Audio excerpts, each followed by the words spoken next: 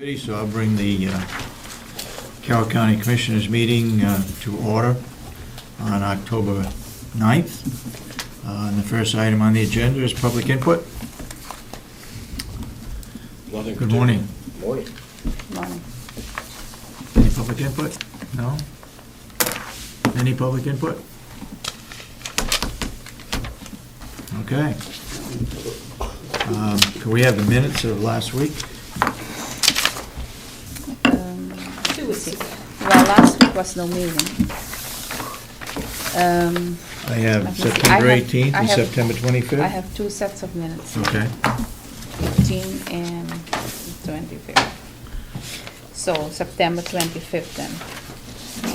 Is there any corrections for September 25th? Yes, Go ahead.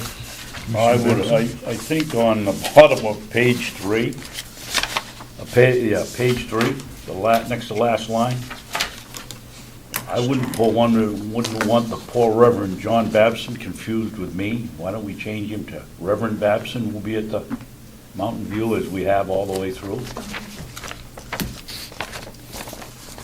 But your name is not John, it said John Babson. So Well, this, the last line there. Yeah, okay. Any other corrections? Been accused of a lot of things, but one of them isn't being a minister.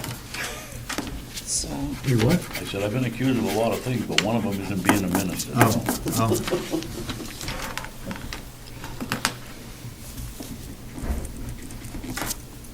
so Other John. than that, I don't have any other corrections. Do you have any corrections? Check again. Let's see if I got this.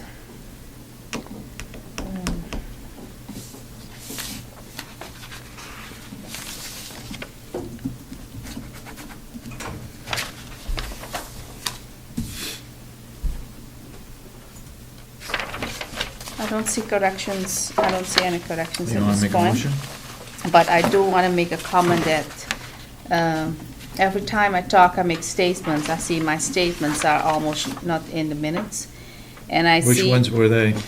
Well, I'm talking in the previous sets of minutes. I didn't watch anything, didn't have time to watch it, so I don't know what anyone said at a meeting 2 weeks ago. How do you know they're not there? Because if I read the other sets of minutes, for example, what Siemens was doing, how she talked to the Board of Commission is not in, and how there are 2 times I said that it was a different standard, that is nowhere in any sets of minutes. And when we have somebody from public input coming, like I believe was it 3 weeks ago, it's a whole page about that person, and commission statements are left out.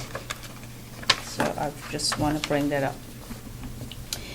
And I have a question about, We're talking now about the September 25th minutes. okay.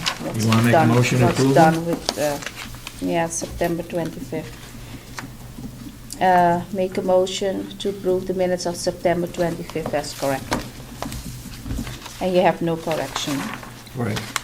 Yes, we do, we had one. Just as Yeah, one, but she said as corrected. Commissioner Sorensen had no corrections. Yep. Do I hear a second? Second? All those, any further discussion? All those in support of the motion of approving September 25th minutes, say aye. Aye. Aye, then so voted. Okay, let's go back to the minutes of September 18. Those have been approved. Yeah, those been Okay. approved, but I have a question. You said, 2 times you said somewhere that the commissioners don't approve. I made 2 corrections and you didn't correct it.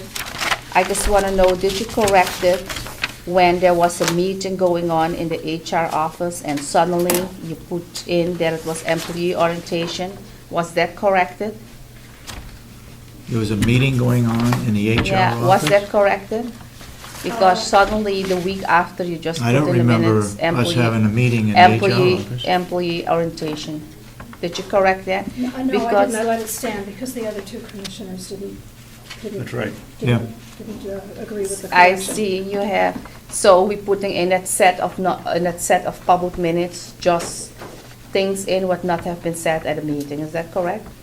Well, there's summary minutes, so sometimes it's not verbatim minutes, so sometimes it's going to be rephrased a little differently. Yeah, but that was put in, it's not rephrased. So that set is basically not valid. Okay? Well, the minutes were passed. Yeah, it does, yeah. 2-1? Okay, so we can pass all kinds of illegal things. It doesn't matter, it's passed, you just needed to vote. You didn't bring it This- up at that time. I Sorry brought it about up.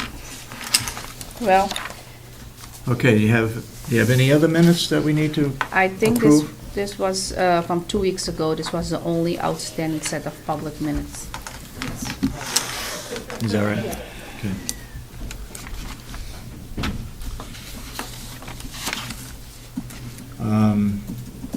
Do you have anything to report since our last meeting? Yes, I went to the dispatch subcommittee meeting last Monday or week. Tuesday, whenever it was, Monday, I guess. I've been to a lot of meetings in my 20 years around the county as a delegation member and a commissioner, and it was one of the best-run meetings that I've ever attended. Nobody agreed on anything, but everybody had their say. There were a lot of ideas thrown around. It was very productive. I think something will come out of it. I'm not sure what. Could you say what, could you give us an idea as to what took Yes, place? certainly. The gentleman, I can't pronounce his name, the gentleman from Molten Borough came up, Carter came up with 2 scenarios using Grafton County and Merrimack County as a template for what would happen if we went to a fee-for-service accounting for the dispatch office. It was evident very quickly that one of the problems is what the different departments call a call for service. The next problem was Ossipee gets charged. Ossipee had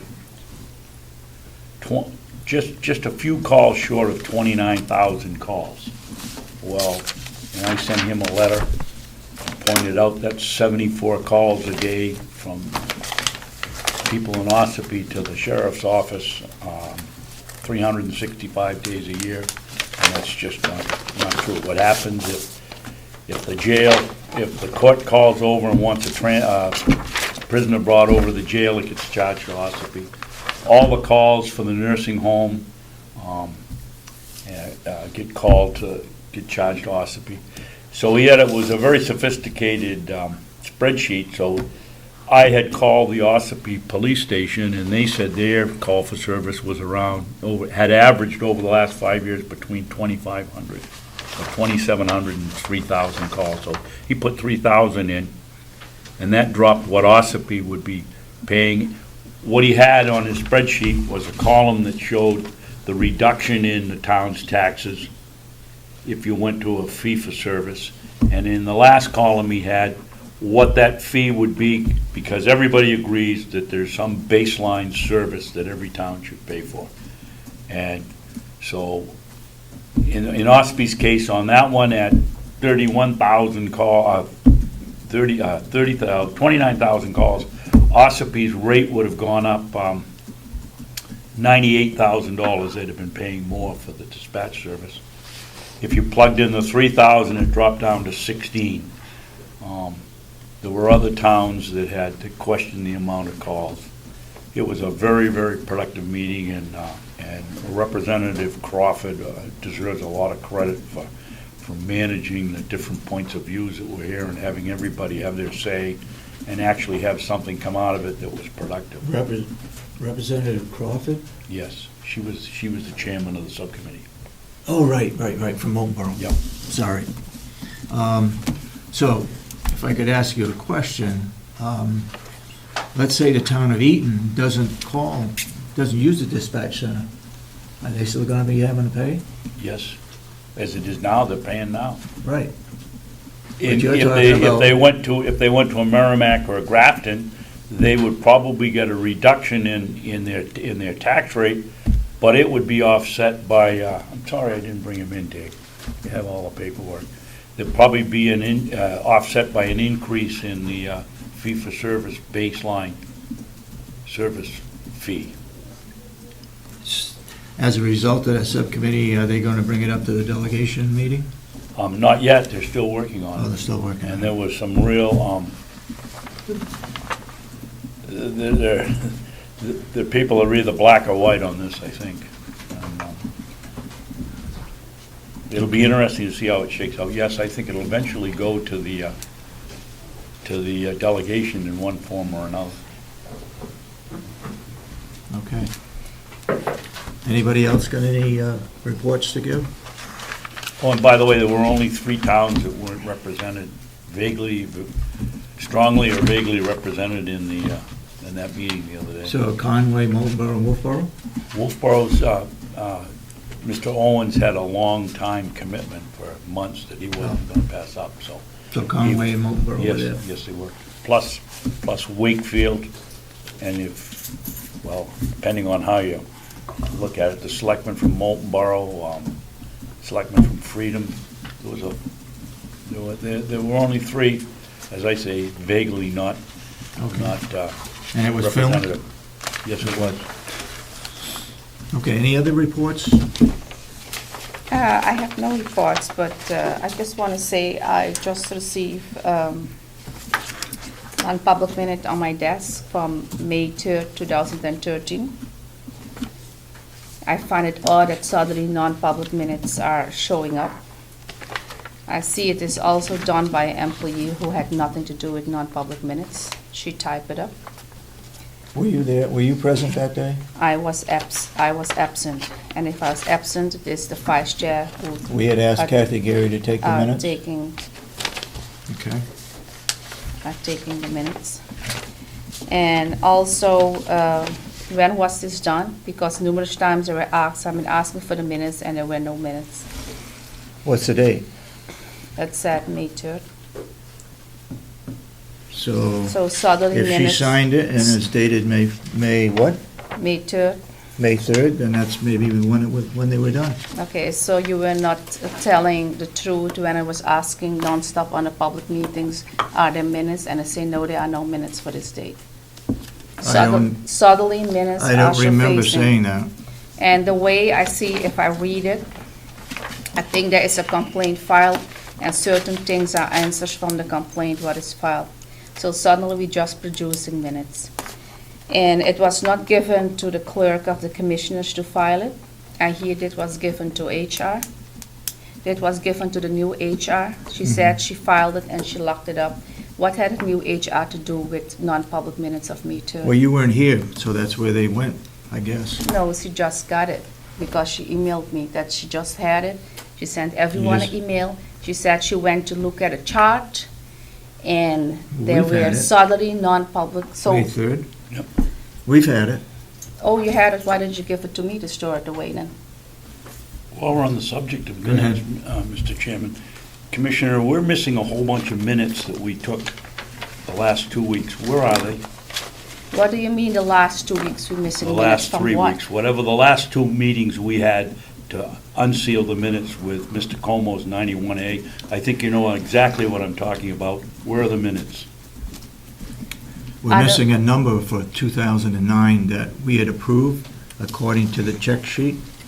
And they were released to go on the internet. And they were released in a public meeting, and so they are there? There should They- be, well- there should be given to the office then. When it came to them Because being... I have only the original file, and I think a copy was made and given to them. You have no, I have no copies No because copies. if you release them, I think a copy should have given to the staff. If you release them in a public meeting, what would I do they with the were all, copies? they were all put in that notebook. Commissioner Babson? Mr. Chairman, we're all, the 3 of us are well aware, and Ms. Hamilton are well aware how we did it. I sat here, my job was to make sure that we weren't unsealing something we shouldn't unseal, to make sure there were no copies, Yep. that they weren't copies, and that my checklist agreed with Michelle's. Yep. You two had the 3 books, and Yep. after I did that, I passed them over. I watched you two put the 3 of them in the books. Yep. Where did 3 notebooks disappear to within 5 hours after we completed them. What do you mean notebook disappeared? Everything, the staff has everything. I didn't put a notebook together.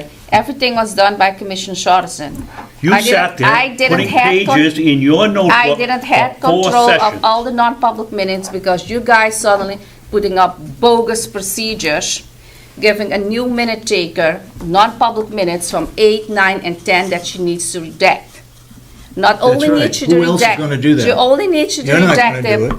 Not only needs you to redact it, she's getting original non-public minutes with signature, what she brings around all the way to the house in Jackson, and redact stuff and bring it back. It's absolutely ridiculous how things are going now. In Well, the it's- past, there were no You're in issues. charge of the minutes, Things were Commissioner. released. Where are they?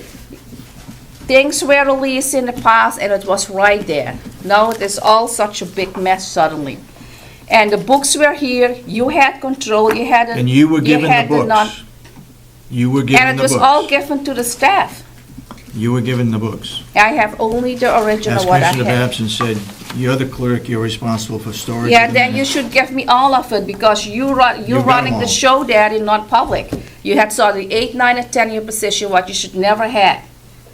You were busy, then copy was given from the new HR, you had this for weeks. You were going on looking at, you make up your own rules, things were going, and I said, well, let me see how it goes. Well, the next time, why don't you give all the release minutes yourself? Because I'm getting sick of tired of getting every All time right. blamed for nonsense, all these games. Are you all Let done? the minute taker give the release non-public minutes to the office. Are you all done? Well, to go back, not yet, to go back to the May 3rd, so it was given to the new HR director. She sent an email out, and she said, suddenly, this is here. It was given to her, Commissioner Babson gave it to her, and I told her I need to lock it up because I know there were no minutes. Suddenly, it came up, and she couldn't give it to me. One day, she was at a conference, and I said, the next Monday, I have a subcommittee, so I'll come get it. I went to her office. She said she cannot give it to me. It needs to go to the Board of Commissioners suddenly. And I said, okay, Wednesday is the meeting. She came Wednesday at a meeting 2 weeks ago. She didn't give it to me. I emailed her. I said, so where are the minutes? I still didn't lock up, and she said she will put it on my desk. So I received it this morning. So Are you I all just done? want to say, May 3rd suddenly pop up. Are you all done? Yeah, May done with the May 3rd. Okay, you weren't there on May 3rd. Kathy Garry took the minutes for us, and she typed them up, and now you have them. You Please weren't there. don't lose them. Don't lose them, right? Okay, let's Well, move on. If they don't break it in my cabinet and take stuff, then I will not lose it. And You- also another thing, the May 3rd, I didn't come to that non-public meeting because it was originally scheduled for May 1st. That is what we talk about and agree. When I was waiting May 1st, I said, where is the employee? Is she coming at 1 o'clock? And suddenly they said, no, she is not coming. She's May 3rd. So somebody suddenly moved it to May 3rd. The employee sent also email, and she What's said the- she would be absent. what's the date? She was not coming May 3rd. What's the day of May 3rd? What are you talking? What's Is it the a date Is of it a May Wednesday? 3rd? Is it a Wednesday? I think May 3rd is a Friday, because I was here May 1st. That was originally the meeting May 3rd is a schedule. Friday. The meeting was scheduled for May 1st, and I was here, and I was waiting for the employee, and suddenly somebody said, no, we're doing it May 3rd, and I was not aware of that. The employee sent an email and said she was not coming. So we're wasting mileage money just to come for an act. Why are we doing stuff on a Friday if the commissioners are already here on a Wednesday? I don't get it. Okay, Howie, you're next on the agenda. Good morning, Commissioners. Good morning. Good morning. I have just a couple of things to update you with, but first would like to introduce you to our new administrator in training, Kate McCracken. Hi. How do Okay. you do? So, you know, Welcome. for the record, Kate will be with us for a year, about 2 days a week in a volunteer capacity. Oh, that's right, you mentioned her name before, right. Great. Good to have you. Thank you. I hope you're learning a lot. I am. Good.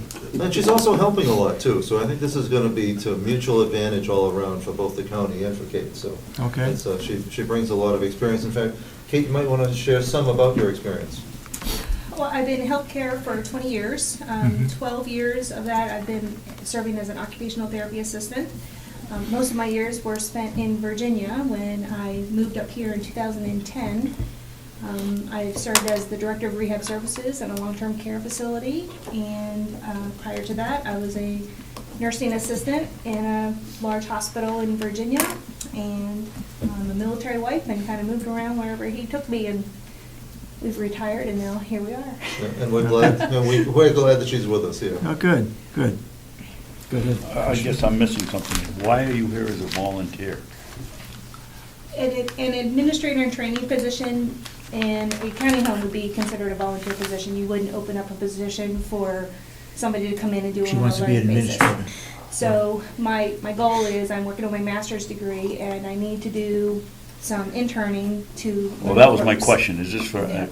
to complete some kind of an educational degree? Yes, I have to fulfill 1 year of administrator in training. Oh, okay, that explains it. The Thank you very state, the much. state Well, good luck. requires a year of internship. Mhm. Okay, good. We need more administrators, I think.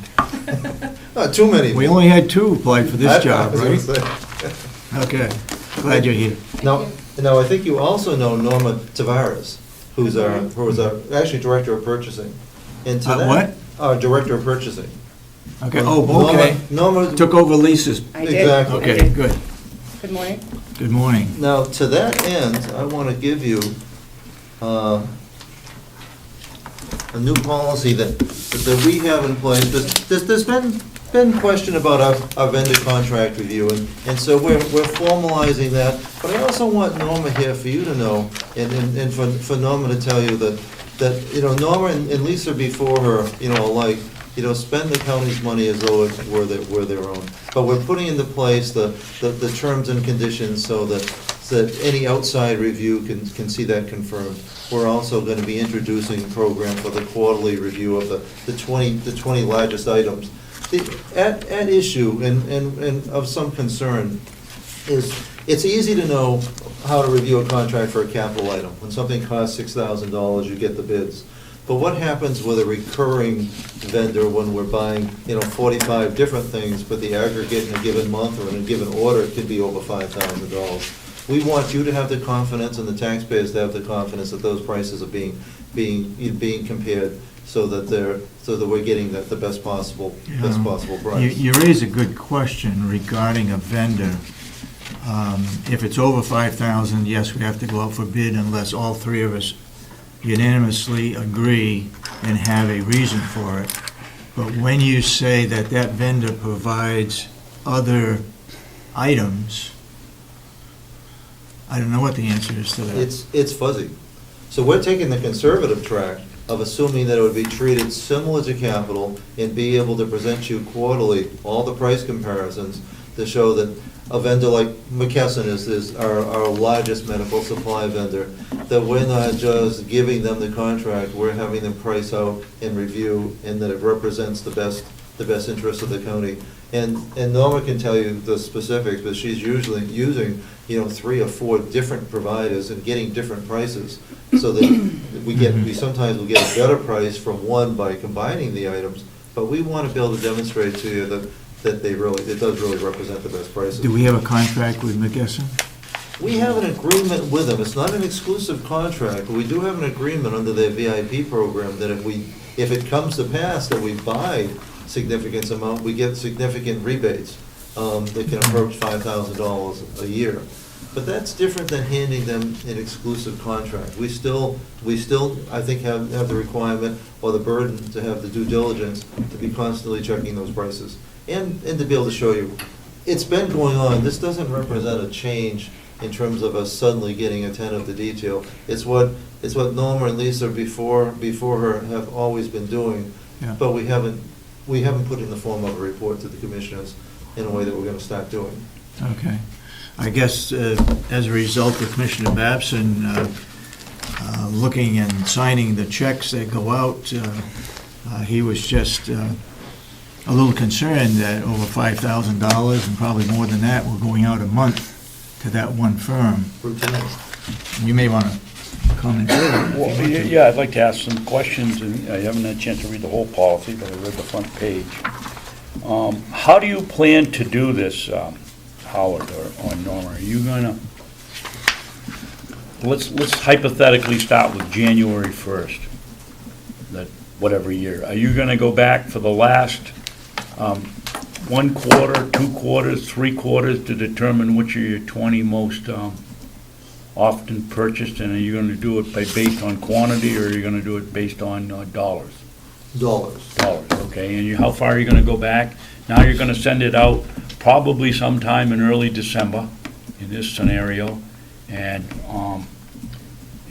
do what? Require a response by the end of December, so that you may have to award this contract to another company than the one you've been regularly working with? It's not awarding the contract. If you look at the last page, it's kind of a sample of a spreadsheet. We're gonna take the top items, the top 20 items, in terms of dollars. And then we're gonna get the prices from McKesson, Medline, Supplier C, Supplier D. So this is gonna be going forward. So we're not gonna these 20 items could be split, and probably will be split among 4 or 5 different vendors. But we're gonna know what the price is for each.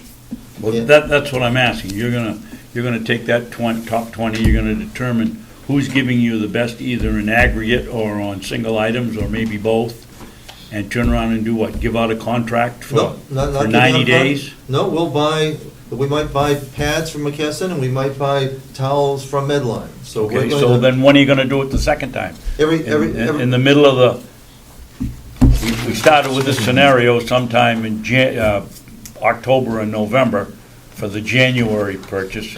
Now you've gone through 3 months. You're gonna take the January, February, and March as your baseline and for your second quarter? exactly. Now, Okay. truth of the matter is, the practical part of the matter is, Norm is constantly comparing prices. Most prices don't change, so that at any time somebody comes in with a better price, we're not gonna hold ourselves hostage to even 3 months.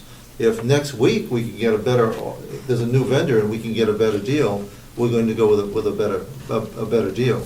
But most of the things we buy are predictable and routine. So, so that we know what the prices of things are going to be. But at least 4 times a year, we want to formalize that into something that we can present as a report to you, so that you have something to hang your hat on that we're actually doing it. Just one comment I would make, and that is, remember that the Board of Commissioners are supposed to sign all contracts. So I'm not sure how that's gonna fit in with what you're talking Well, about. this isn't really a contract. We're talking about buying, we're just talking normal buying. We're not talking about giving all the business to any one vendor. Okay, go ahead. Are you going to combine this effort with the jail? Because as we've seen, there are many items bought at the jail that are also purchased by the nursing home. We want Are to you- work with the jail, and we've also worked with the sheriff. There are some things, especially in the office supply end, that if there's any way that we can get favorable pricing, we want to, I know some suppliers, even like Staples, will actually deliver to each of the different locations, but give us the same price. So we're gonna try to expand that at any point that we can. Good. Thank you. Any further questions? If not, go ahead. The only other things I have for you, census, today is 102 with 2 skilled.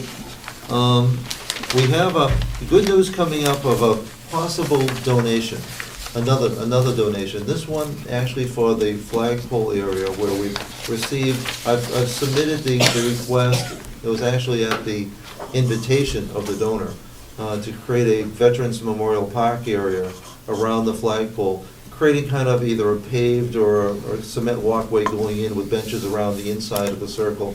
And this could be a $5,000 or $6,000 donation. And it's looking very likely, but because it's a little tentative, I can't tell you exactly who. But the goal right now is to be able to have, if things go well, we'll have a definite word by Veterans Day. Whether or not the work will be done by Veterans Day, we don't know. But it was a very attractive offer that was made to us. So explain that again, it's gonna be benches in next to the flagpole? Create a paved area, a walkway into the Into the flagpole flagpole. and around, so that the flowers will still be in the outside, but a walkway, wheelchair accessible walkway inside, around, and benches, so it'll be kind of a sitting area that we'd call kind of a veterans park, a mini veterans park. So it's still tentative, but looking very, very likely. How are you doing on the golf cart.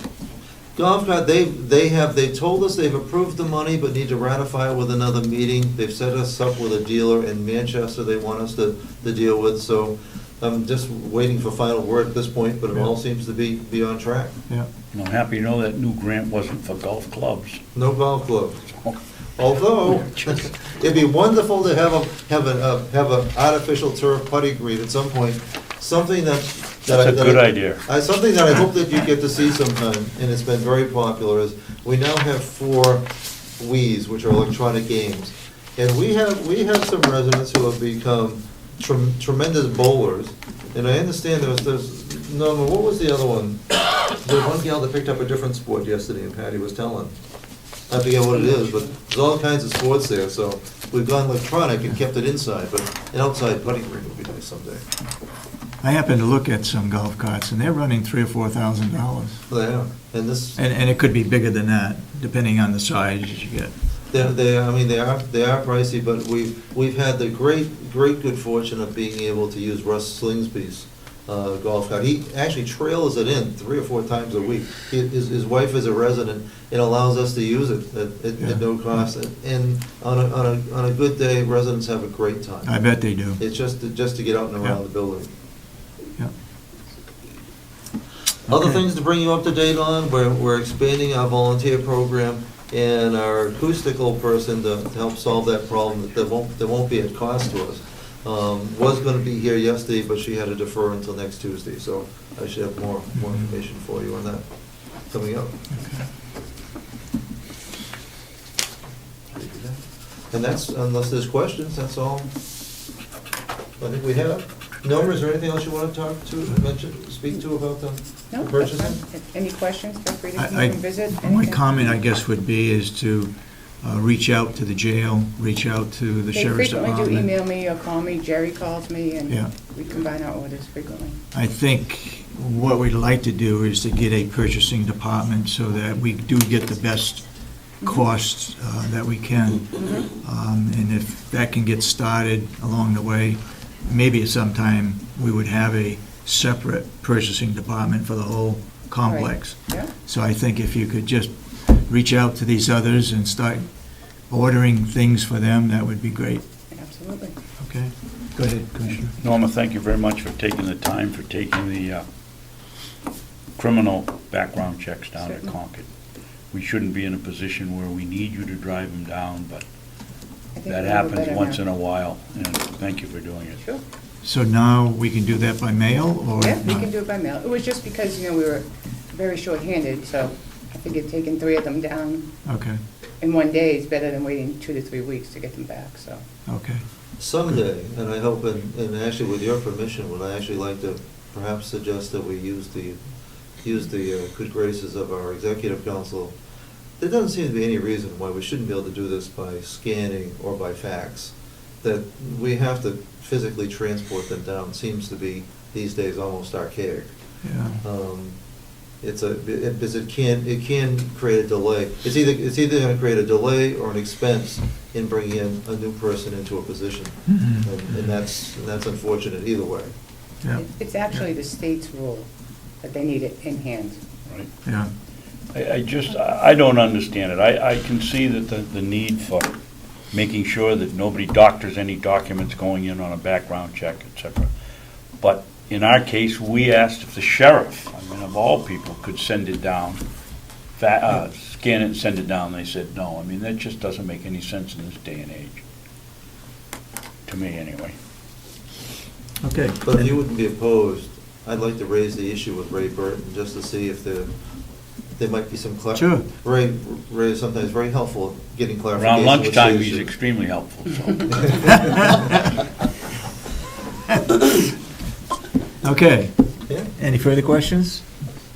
Seeing none, thank you very much, and thank you, Howie, for bringing in Thank you, Howard. the intern. Girls, thank you very much for coming in. She's follows me. If you want. I have a muffin, I don't want to have too many crumbs. Oh, okay. Attorney Robin? I just wanted to keep you sort of apprised of a little project I've been working on. We're gonna try and, well, I've been exploring getting internet access over at the courthouse. Yeah. I had contacted John Rich to get some estimates about what it would cost, and frankly, it's more expensive than I thought it was gonna be, but it's a one-time cost. And it'll allow my attorneys to be over there to actually access, there's 2 pieces of paper on each for each person, I figure, shows you what the cost is. What that'll do is essentially extend this, the network we have here to the courthouse. It'll be a secure connection, so no one else can get in on it. Yeah. Okay, go ahead, I'm sorry, go No, ahead. it's okay. The court is planning on having internet access available to the public within the next year or so, but they won't be secure connections, and it'll just be internet stuff that'll be available, so you'll be able to log on and maybe do research and things like that. But by extending our network to the court, we'll be able to access our entire caseload. The guys, the attorneys now all have laptops. They're a lot more efficient in using them and bringing them over to the court and using them, so it would be a real help. I had originally thought that the sheriff wanted to come in on this, so I was hoping to split the cost with him, but when I went down and talked to him, he said no. He didn't have a need for it. Do you have anything like this in your budget? Not yet. It will, but if, Looking at for next year? I'm gonna have to. I looked at, I've got maybe some of the cost I could cover at this point, but not all of it. We're talking basically $3,506. Yeah. Oh, no. What is the second page? No, it's a breakdown. of But the you got a total 18 there of 1,800? Yeah, but that's part Part of it's like, that's a breakdown of what's on the other line. So the Okay. total cost is 3506. I see. Right. Okay. Right, Okay. right. Who is Mike Green? I have no idea. It was the vendor that I guess John uses. Oh, okay. Yeah. Yeah, so I think it would certainly be an assist to my office. We get stuck over there like for half a day sometimes. Mm. And if defendants don't show up, I've had attorneys sitting there for, the judge is very, recognizes that some people have more difficult time than others getting to court. So he's very lenient about letting them show up late, which Mhm. means our attorneys get stuck over there for a Sure. couple hours. Yeah. And there's only so much you can do if you don't have internet access or access to your caseload, so.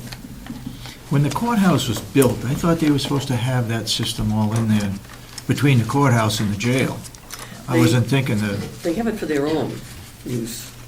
They don't have it for public use. And Okay. we had originally talked about, I thought, we could get a system in and have different, for lack of a better word, channels so that different people could plug in, like the public defender's office could use Mhm. part of it, and the public could use part of it, or civil attorneys could use part of it. But in order to do it that way, we would have a monthly fee that the county might be on the hook for. And that didn't seem like it would be a good idea, Mhm. because we couldn't, I had actually approached the civil bar and asked if they'd be willing to, kick in and Yeah. part of it, and he said essentially no. Do the other counties have this? Some do, some don't. Rockingham does. They got in early. They've had it for a couple of years, and they just went in and did it. They didn't even tell anybody about it. But John met with the IT guy for the state, Mhm. went over and looked at the whole situation, and this seemed to be the most efficient way for us to do it, would be a one-time fee as opposed to paying a monthly Yeah, fee. yeah, I'd agree with that. Yeah. Anybody got any questions? Yes. Did you ask other vendors? Because this code seems very high. Did to I get a ask, comparable code. Yeah, Did other I- vendors. did I ask other Yes. vendors? No, I just went with John because he's our IT guy. Mhm. And he knows our system. And it's essentially like, I think, putting a router in so that, we have access to it. Mhm. It's not establishing a whole new system over there. Okay. Any other questions? I do, but not on this subject. I do too, but not on this subject, but go ahead, I'll let you go first. Robin, since the last tragedy with people being shot in a public meeting, I've had 2 requests that we do something about having an egress exit to this room. Yours is the only room. Is there a problem when we have the delegation meetings or these meetings to unlock the door? If anybody's gonna go into your office, we're gonna see it happen. And if it's a gunfight in here, nobody's gonna stop to look through your stuff on the way out the door. Well, yeah. To me, that was my same question. To me, I would look at it as a temporary thing, and that at some point in time, if we get the delegation to approve it, that we take that window out and put an access down to the ground floor from here that would not interfere then with your office. But up until that happens, we're illegal as far as fire department is concerned. So we need to do something fairly quickly. Another alternative would be to not have this as a meeting room and meet over at the nursing home, which I suppose is a possibility. I can remember one year sitting here, and it was, and I was in office, and Brenda Presby blew through there like, I was like, this is a law firm. You know, we have a lot of information that is not public access. To keep it secure, to keep it private, it's absolutely inappropriate to have people just being able to run through. Now, I understand We the understand that. emergency situation. I mean, is that really a valid argument, Robin? One person, Brenda hasn't been here for It's an 10 example. years. It's one example, but Yeah. it doesn't happen every day. And to No, say, because the door in the is case of an locked on both emergency, sides. Right. because Brenda Persby came in here 10 years ago and went through your office, doesn't make much sense to me, really. It I was mean, used as an the example. public safety factor far outweighs That's what anybody we're coming through concerned your about. No, I room understand once. that. I understand that. And I think a fire escape is probably the best Yeah. solution to that. Yeah. Because If they want to coming continue through to use wall, this. I mean, I've been sitting in there and I can hear the screaming going on in here, and I expect a bullet to come through the wall, through that at any time, some days. Mhm. So, Well, so I Would you prefer unlock it or I would not? prefer, yeah, I would prefer that that not be the case, you prefer not to unlock it? right?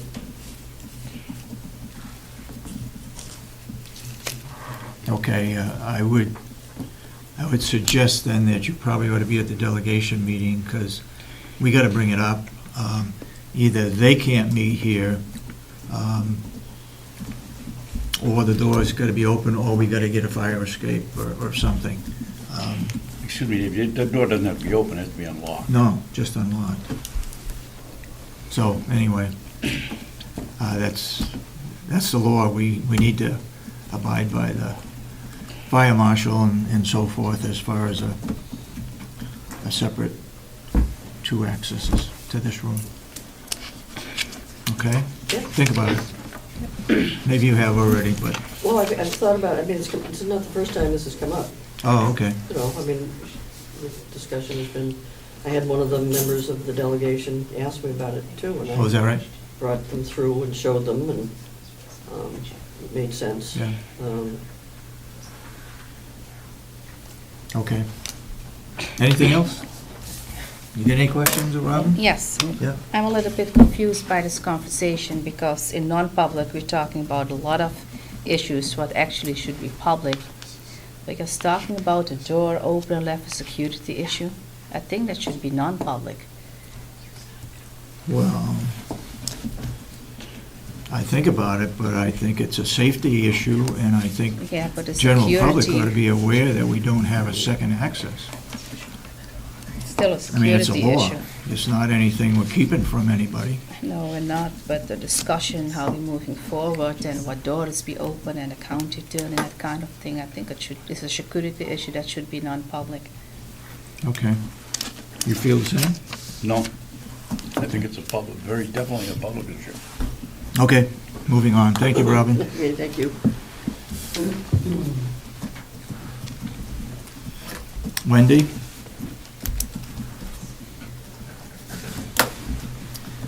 For those in the public, Wendy is the Extension County Forester. She's been involved in setting up contracts, marking our timber on our property and so forth. And secondly, she's been looking into an issue whereby an adjacent logging job was using some of our property and apparently did not return it back to its original condition. I hope you have something to report on that today. Yes. Good. Yeah, first I'd like to introduce Jay Bronchidel, who is a representative from William Day Company. They were the high bidders for the timber sale that's going to be happening up on the hill behind the wells. Yep. And so I have copies of the timber sale agreement to be signed. I've got some copies here that I can hand around for you to take a look at and look at the language. And from there, I'm hoping that we can sign this so that they can get started filing the intent to cut, the wetlands notification, and so we can also get started on some of the road work to get up into that area. Is this a kind of a standard contract? Yeah, there are a whole variety of clauses. We have sample contracts through cooperative extension where you basically pick the clauses and the sections that apply to the particular operation that you're working on. Could you expound on anything that is not standard in the contract? Well, one of the things that's not standard that's included in here, looking at how we're going to be paid, is the inclusion of the fact that they will be leaving 175 cords of firewood for us. So that's part of the whole pricing arrangement. Other non-standard language relates to the fact that there's going to need to be some road work on what's referred to as the Dunfield Road that goes up to the wells. We're going to need to do some work to make it passable by trucks. How close are you going to come to the wells? We're going to stay with a minimum of 100 feet away from the wells. Yeah. Beyond that, I don't know that there's anything really unusual in here. I'm glad to see the ranging in diameters from 5 to 12 inches. I had a truckload of log length come in, and it far exceeds the 12 inches. Makes it difficult to put on a splitter, but I'm glad to see that's in there. Wendy, when I read this the other day or last night, did you find that error that I was? I have not. Okay, well, I'll find it for you somewhere. Okay.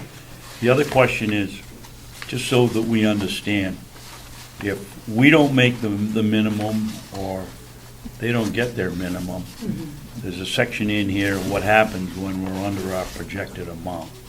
Are we totally covered? If we don't make our projected amount. Of 175 cords?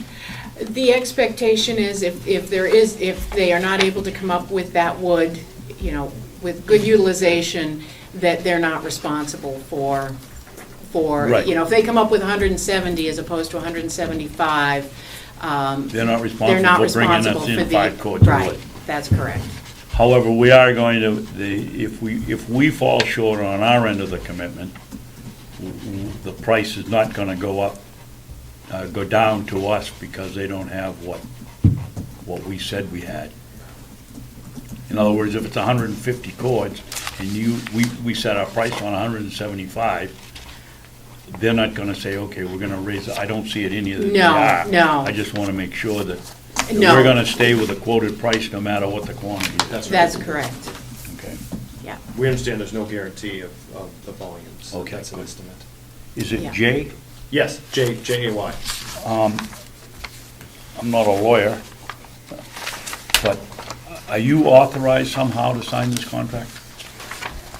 Or is that why you're here, or just to take our signed ones back? I am authorized to sign that, from our company on behalf of them. If you'd like an officer of the corporation to sign it, that's certainly possible as well. Whatever's comfortable for the commission. We do have a little bit of time, given that once this document is filed, it's gonna take at least a week or two, and same thing with the wetlands permit, that's gonna take a few weeks to get through the process, so that's not a problem. Okay. And you're paying all the timber tax to the town? That's correct. Okay. So there's no money out of our pocket? Okay. With the exception of, there's some gravel that you were offering up as well. And some road fabric. That's going to improve our, yeah, okay. Yeah.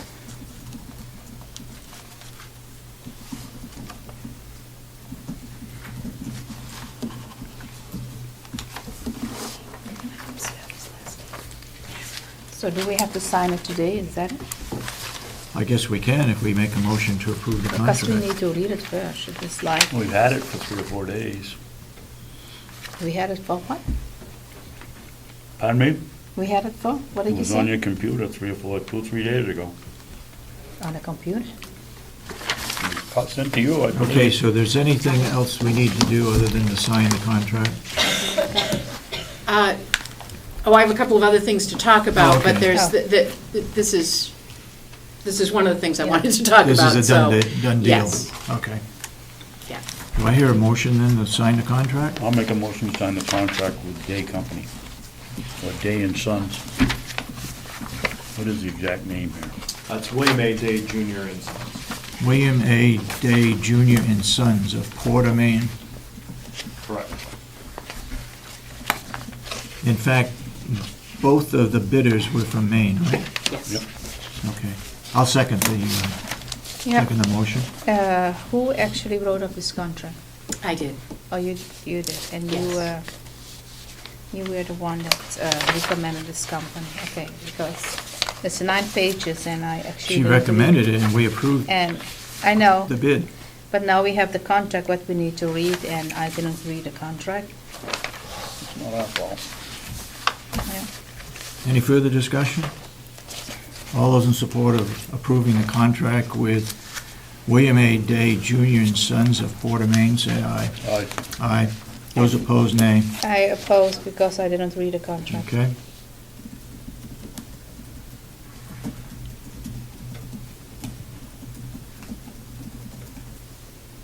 We are the seller, right? Yes.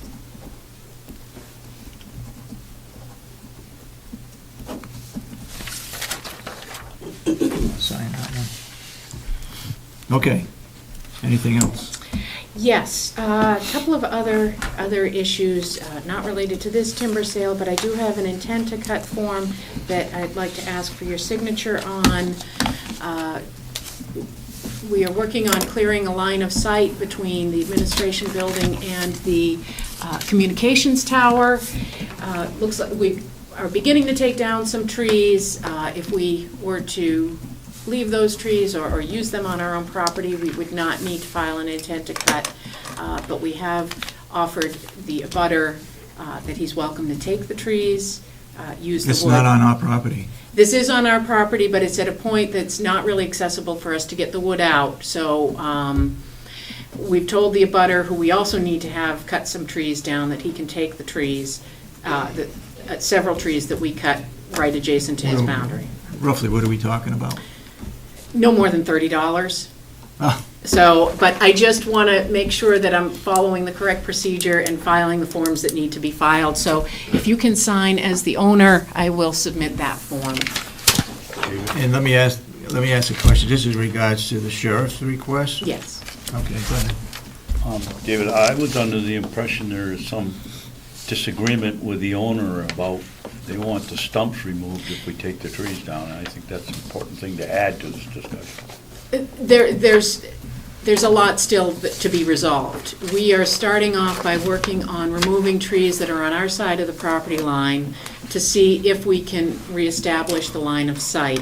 The next step beyond that is if we find that we still don't have that line of sight, we've discussed with the neighbors taking some trees down on their property or having them take some trees down on their property. If we get to that point, that's going to be something we need to negotiate. So they want the stumps taken down on their Well, property? I know more Taken about out. this, and we should go in a non-public because it is a contractual agreement. Yeah. Okay, so this is just the intent to cut. This is just for the trees on our side of the property lines. Here, a motion to approve this intent to cut? Make a motion, we approve the intent to cut. Do I hear a second? Second, Any further discussion? All those in support of the motion say aye. Aye. Yeah. Aye, then so approved. And was it $30? It shouldn't exceed $30. Oh, okay. Okay, and the last thing that I wanted to talk to you about was the damage that was done to our property by Jason Outdoor Services when they were harvesting on Bob Smith's property. The last meeting I was at 2 weeks ago, you had asked me to draft a letter outlining what damages had been done to our property, what had been agreed to in the November 21st, 2012 Commissioners meeting, and what our expectations were regarding restoration of the property. So I have drafted a letter for you to take a look at. There's also a map of the damaged areas and photographs of the damage to document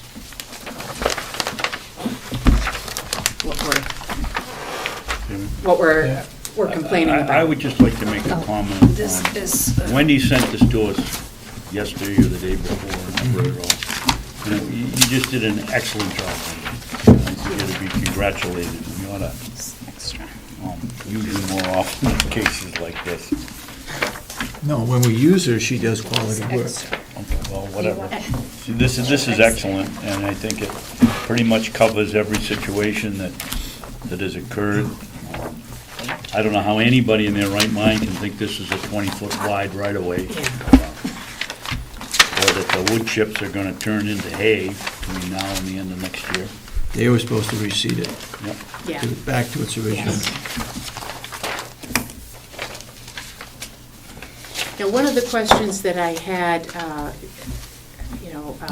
I am asking that they reseed the right-of-way back to a conservation mix, the hayfield back to a hay mix. But given the time frame this fall, I'm wondering if there should be some temporary measure, but I don't know whether we're too late in the season to get anything else down on that soil to stabilize it until more work can be done in the spring. What about winter rye? I don't know enough about it to know whether it would be too late. Winter rye would be all right, but is there a potential erosion problem on this soil? Most of, there's already been a good deal of erosion on the road itself. And I don't think there's going to be a significant erosion problem on the hayfield. But coming down the road, most of where the erosion is going to occur is off of our property, but it's coming down a hill onto our property. Mike? Well, I'm sorry. In case you folks want to look at it. Well, you gave, in the last paragraph, you want a response by December 1st. It's going to be too late to seed then. Right, and that date in there is just a, I put that. Response date. Yeah, you're welcome to, this is really a draft letter, you're welcome to tailor that any way you'd like to. Put other conditions in there, that was just really the starting point for it. I forgot that was one of my questions when I read it through. Why are we giving him so much time? I just picked that date. Let's That's give them open less that's open for discussion. If you wanted to put it November 1st, that's fine. Well, that may be a little bit too soon, but certainly the first week of November is, Okay, if we're gonna do anything, we can't wait till the ground freezes. right. And they're responsible for it. Well, I don't, even November 1st, if it's going to be seeded, it should have been done in September, first part of September.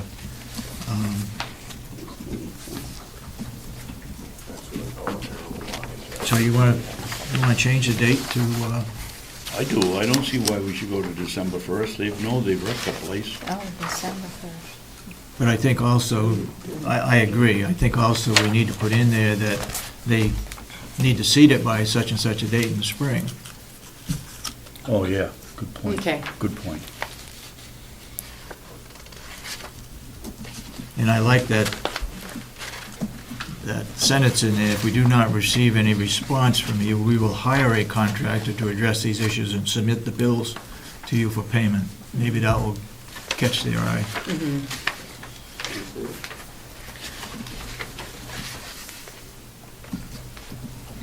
I mean, we gave them the right to use our property. Why they can't put it back the way it was? Especially after they came in here and sat right over there and said they would. Yep, Yeah. exactly.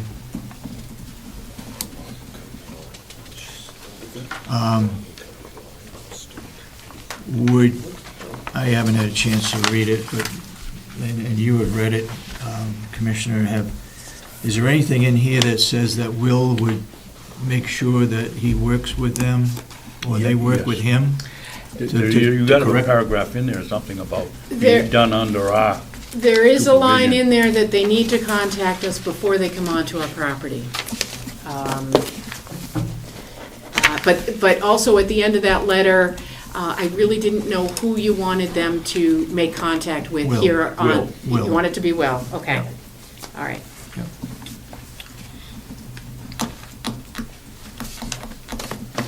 You got a date you want a response by? I'd say the end of the first week of November. It's a month from now.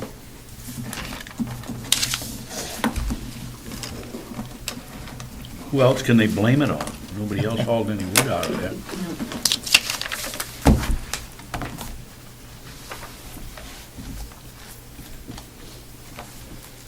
And will you send the letter out through your office, or how do you want We'll that? put it out on our letterhead. So I'll send you a final version. Yep. Okay. So what do you want to say, the 8th of November? We can get a response by the 8th, and then we can Yes, take we can action on the discuss it on the 13th? 12th or the 13th, yeah. Yep. Yep. Okay, well, how about November 8th? That sounds good. Okay. Thank you for doing that. That's, as Commissioner Babson said, it's nice to have somebody that can help us out and correct some of the problems that we have, especially in the forestry area. We normally don't have many problems, but this was a problem. Yeah. Yeah, the last thing that's coming up that I'll just mention, I will have in the next week or so for you a wetlands permit that will need to be signed. Bruce Farr from the Kingswood High School has some students that are out starting the work on the trail on the Yep. county complex. We do have a couple of wetlands crossings that we'll need to put in on that trail. So the early ones are going to be pretty minor, but again, I just want to make sure that we're doing everything the way we're supposed to, so I want to get that It's all filed. seasonal, right? Any of the areas on that trail? The two areas that we may get into this year, one is just drainage off, both are just Off the drainage off parking the lot. field. Off a field, okay. Yeah, so it's really not anything that runs with any frequency or with any volume, but So there shouldn't be a problem getting a permit? no, it's just, Okay, I will need to get your signatures on that. okay. We'll need to do a check of the heritage database. Again, I don't think there's anything that will come up. Okay, you want to fill us in a little bit more on what that class is doing and why they're doing it, and Sure. your contact with them or whatever? Sure. Well, for a number of years, we've talked about putting in a fitness trail on the county complex for the employees to be able to use. We've also talked about having some trails that residents would be able to use. Will and I and Lisa Delisle at the nursing home went out and flagged in a trail that goes basically from behind this building Yep. out to some beaver dams and beaver ponds, and then comes back in. We have another connection in behind the nursing home. The goal is to have eventually have a network of trails on the property that people can use. We've got that area flagged in, and then the question came to, now we need to start cutting out the trails. Right. And How are they doing that? they will be bringing equipment over. Will they be chipping up the brush and so forth? or- Some of the brush, they're going to just be moving alongside the Yeah. trail, actually helping to define the trail corridor. Yeah. They've been out there actually doing some cutting at this Mhm. point. They will also be bringing some pieces of equipment, a machine that will drag some fencing material to scuff up the ground Yeah. surface. Again, all of the stumps will be cut as close to the ground as they can be within the trail area. If you could coordinate with Will, he has a chipper that goes on the back of the tractor. Okay. That stuff could all be chipped up and blown Okay. into the woods around that area or used somewhere else. Okay. Yeah, the idea is that, we want it to be a natural trail, but we also want it to be wide enough that we can get a pickup truck or Yep. whatever we need through it so that we can do any maintenance work relatively easily. You have a question? Yes, I do. Wendy, I certainly hope that you're working with our new trail superintendent. Yes, Ms. we will Siemens. be talking And, more about this. Trail superintendent. And I wanted to ask her a question. In We got Effingham, another Melissa- title here. Melissa, in Effingham, did you put down chalk dust or stone dust, or is it just the raw, Stone cut dust. down the? We put down stone dust. It's still, I don't know, how old is the trail, 6? And it's still there. Is it wheelchair accessible? No. It's not. I mean, well, I suppose it could be, but it's not paved. If at all possible, if the cost isn't extremely high, I sure would like to see it wheelchair accessible. There's a small section of the trail that at some point it would be nice to do that on, and it looks feasible. When we looked into the costs of putting asphalt in or stone dust. What about that refurbished hot top? That seems to pack pretty good. I Doesn't can it? look into it. Another thing you have to look into is, my understanding, the federal government has approved crushed glass as an underlayment for paths and sidewalks. Ossipee have a lot of crushed glass in No, there. Wakefield's got a huge pile of it down there, and they don't want very much for it, and it's just like, It's all crushed? yeah, it's a little coarser than sand, and it has permeability so that the water goes through it, and it might be something looking into. Good, I'm glad to see that it's underway. We talked about this last year. And do we have any bridges that we have to build? There will be one bridge that's needed, and there'll be an upgrade to an old stone ford that will be required. That's for, what the students are going to be working on is really the first loop of the trail. Again, when we put this trail together, we wanted to have a lot of different distances that people could go, so there are a number of different loops on it. They're working on that first loop. The bridge crossing and the stone ford crossing wouldn't be until the second loop. Okay. But we have talked with a Boy Scout who is working on an Eagle Scout project and is interested in doing the work on the stone ford. Oh, I okay. need to follow up with them again to see where they are on that We process. missed an opportunity this summer for an Eagle Scout to do the bridge, but we just didn't get going. It was out of, the contact was out of Registry of Deeds with a Boy Scout troop, and there were two potential Eagle Scouts that were looking for a project. Okay, And he had taken them out there and looked at it, and I don't know how far along they got, but okay, that's a contact maybe we okay, can make. I think they reached the age that they had to do it this summer or not do it. okay, They may have found another project. okay. Okay.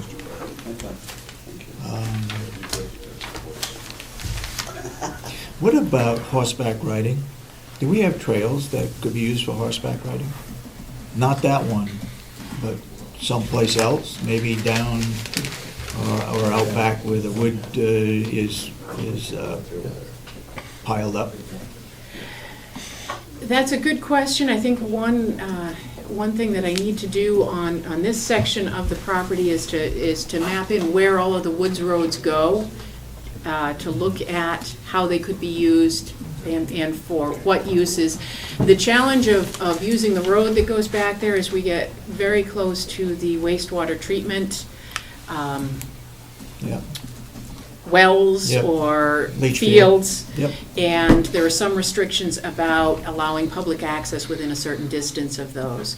So that's why this particular trail, we're trying to stay well away from those. And I think there are some opportunities as we get this trail out there to sort of Yep. skirt that area and be able to get people further out on the property, Yeah. avoiding. I say horseback riding, I'm sure Commissioner Babson would like to take his wagon out through those woods too. And he could take residents from the nursing home and whatever. Yep. I appreciate Make a you bad volunteering statement. me. Thank you, Wendy, for Yeah. all that you do. Thank It's you. great to, You did an excellent job, Wendy. Yes. Thank you for your input. Everything is very clear. Okay, great, thanks. okay. Okay, next on the list is Deanna Chafee. And I need to ask you, Deanna, is this a personnel? And why, I guess my first question is, did you go through the HR office or HR director because it's a personnel? Probably ought to.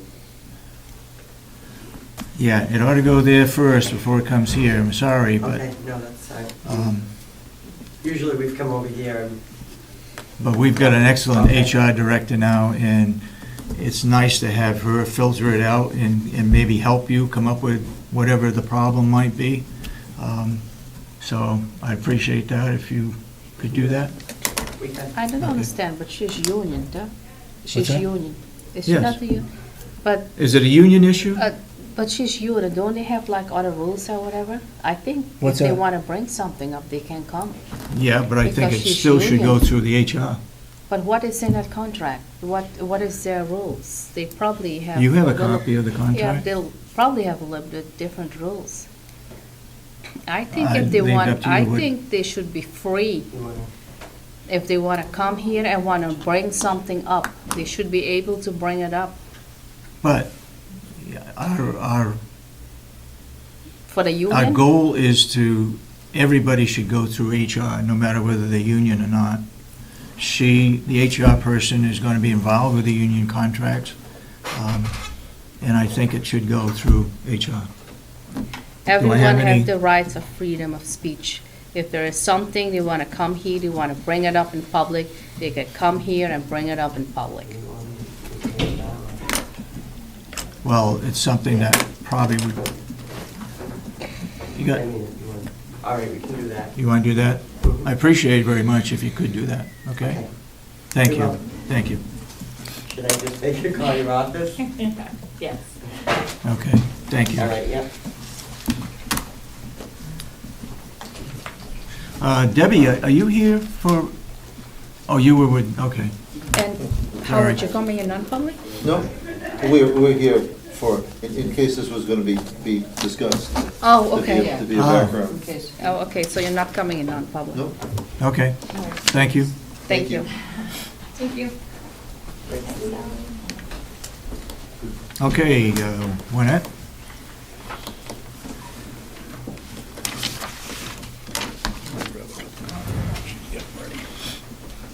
Good morning, Commissioners.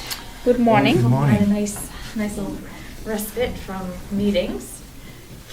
last So you accomplished a lot while we didn't have a meeting last week? Yes. So you were busy? Just the part of the public that I would like to present to you are two policies. One is a bereavement policy for those folks who are not covered by any contractual agreements, so the non-represented Non-union. people. So Yep. excuse me, what are you talking about? You're talking about? A policy for About those what? folks who are non-represented, and it's the bereavement policy. Oh, okay. And then the other policy is the right to know policy that had been presented to you before, which Deb Newland had first drafted, and then you recommended that we send it off to Liz Bailey, Yeah. and she has sent it back. So we have a right to know policy now, and it has been edited, blessed by Liz Bailey of She and Finney Basson Green. Mhm. And I have both of those for you to take a look at, and if you would like to read them or we- get back to me. I like to read them. Yeah. Could we act on those for the next For week? the next meeting, absolutely. Okay. So there's a copy for each of you of both. The bereavement is in the paperclip and then the other ones are there. So that's all I had for our This is public right to session. know. And this is bereavement leave. Yeah. Thank you. That is an excellent.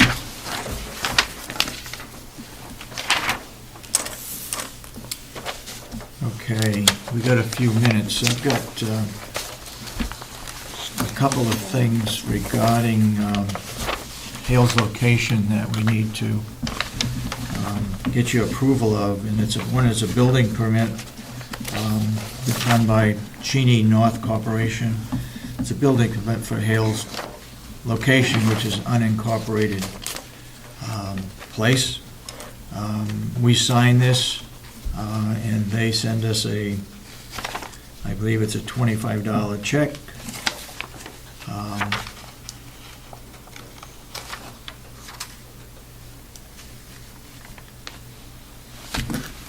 So you You can got take a some look at questions, that. Dave. Yep. Do they have zoning laws up there, zoning regulations in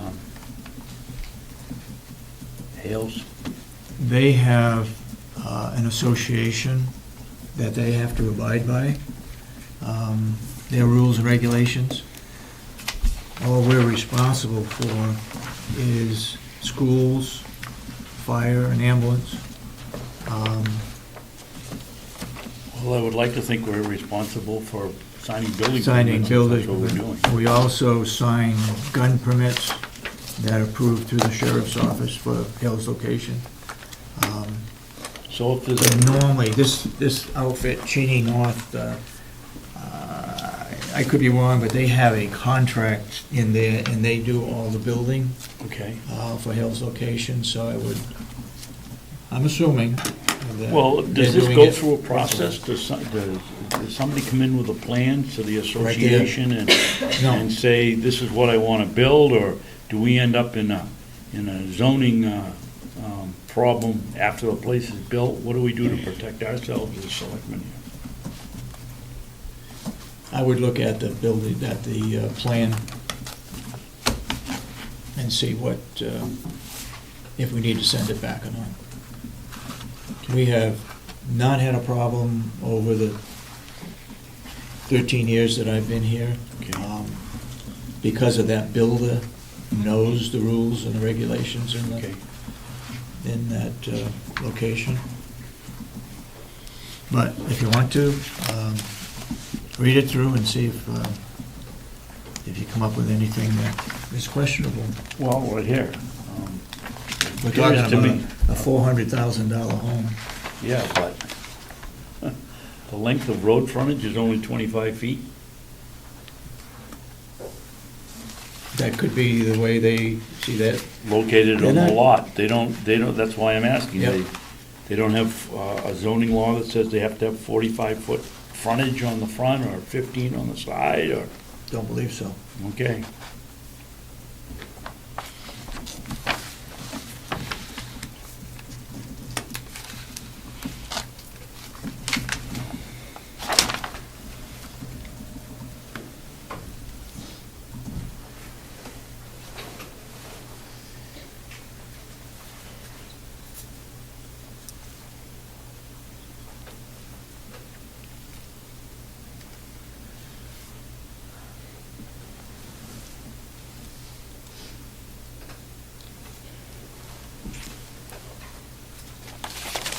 Here's a question. Sure. There's a lot. And it's divided up, it appears to be made up of two lots, but they're both numbered the same, and they're, I would assume that individual owns both lots because of the yellow line that goes all I the way would up. too. But both lots, same number, but they're different square footage. Not very much, but they're different. And the acreage is different. Yeah, it's only .6. Yeah, and this one's .58. But they must know what they're doing.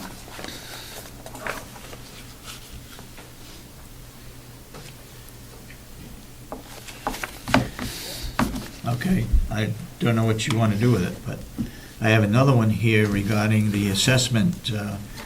Comerford, Nieder, and Perkins has done the assessment on the properties there over the years.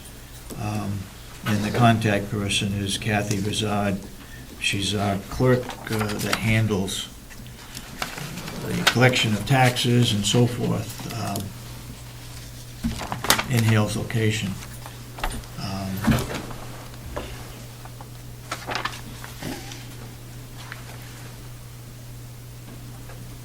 And I'm assuming it looks like it's a partial update.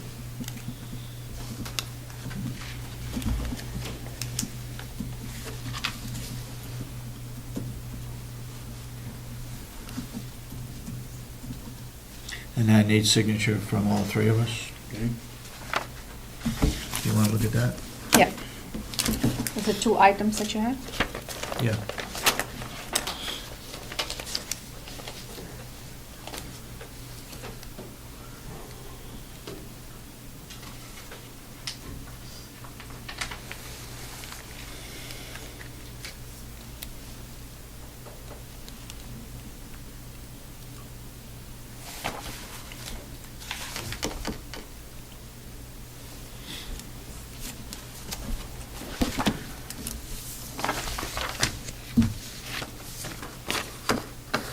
Do we all sign this building permit, or just you? No, just me.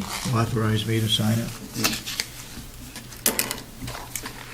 Or actually, any commissioner, you can sign it. Don't you? You live closer. Do I hear a motion to accept this building permit? Okay, can I see it quick?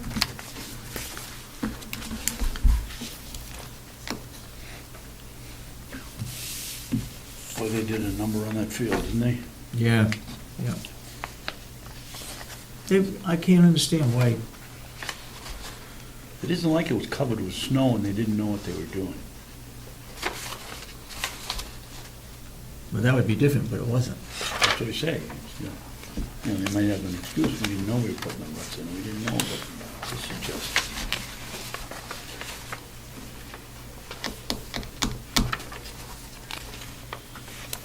While we're waiting, okay, Jason's here. Sergeant Newland, right? Yes. Sergeant Newland? But I'm just here as the public today.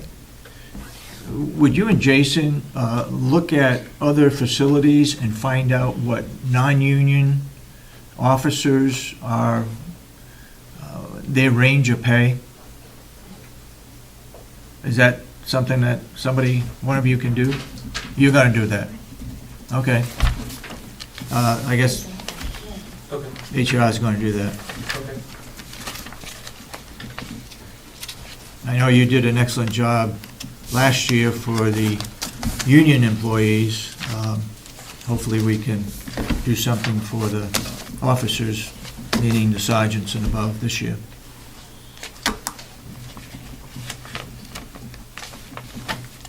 Yes. Okay. Do I hear a motion giving me permission to sign this I'll building? make a motion that Chairman Sorensen has the authority to sign the building permit for Hales Location for northern, what is it, Cheney North? New home at 12 Bunker Lane. Yep, new home at 12 Fitzgerald. Bunker Lane. Okay. Do I hear a second? Yeah, second. All those in support of the motion say aye. All right. Aye. Okay.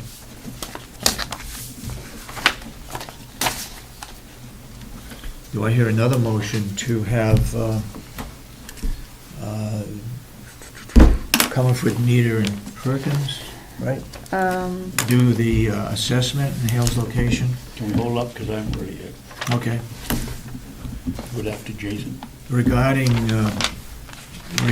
that company, they've done them all, and they've all been accepted by the state. Okay. And they know the area, they know what the value is, because they've done it before. So I would urge that we approve them for doing that.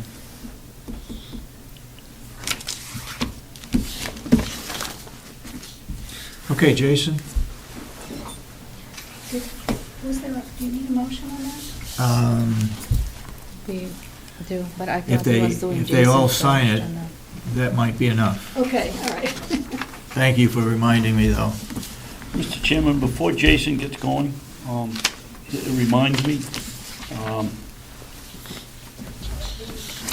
Yes. I'd like to have the board accept the 5950, Jason, or 5750? 57 something. 5750. 5750 amount that,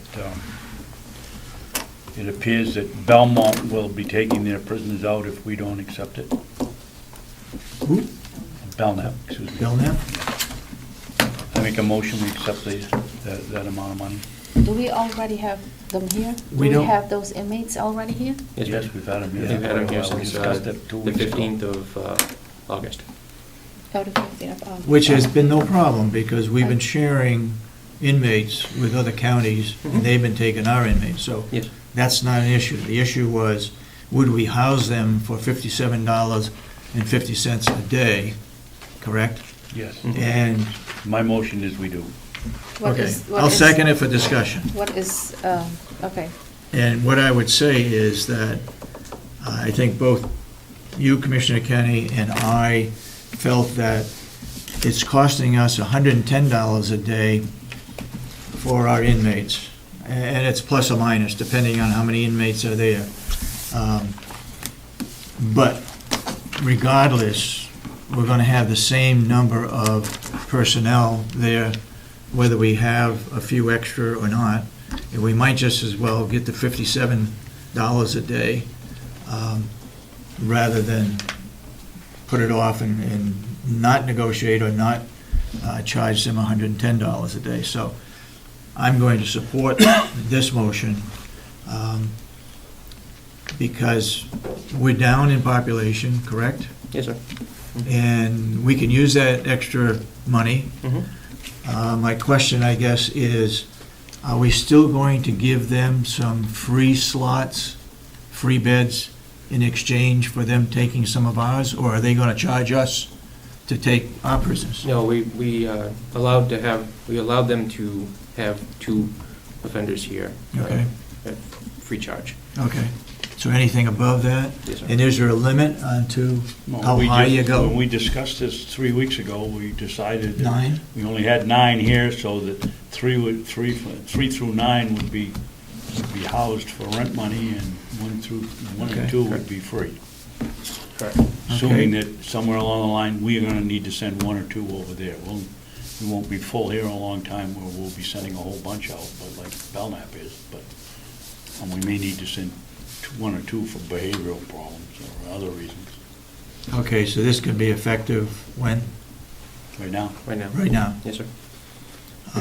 And if at some point in time, we have a tremendous number of inmates coming in, and we can't handle that, then how do we just say that we've got to repeal that motion? I'm not sure that's going to happen, but I'm just, Yeah, you're Might be looking at, covered. I mean, based on the historical population, we're looking at a significant number of years, yeah, so. okay. Any further discussion? Yeah, I Yes. just- Oh, go ahead. Go ahead. And I believe that was the going rate you said a couple weeks ago. That was 57 or that's 59? Yeah. That is what they usually pay. Yes, ma'am, that's what the other other counties are charging counties. each other. And you are in favor of that? Yes. We have them here?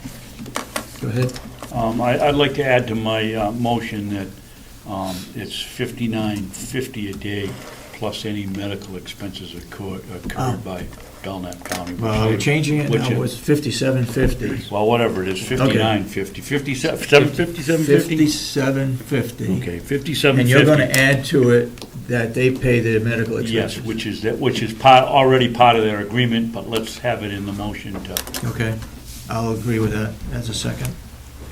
Any further discussion? All those in support of the motion say aye. aye. Aye. So voted. Good morning, Commissioners. Good morning. It's been a while. Yes. So the current. Are you feeling better? Yes, from Good. last week, yeah, absolutely, Good. thank you. Good. Population this morning, we have 52 in-house, 0 weekenders, 3 out on electronic monitoring, 9 transfers, 0 on pretrial release, total population of 64. Took in 32 offenders last week, 7 were repeaters, and released 25. We held a hiring board for the vacant LPN position. We did hire a full-time LPN position, or LPN. She started last Friday. She works Sunday.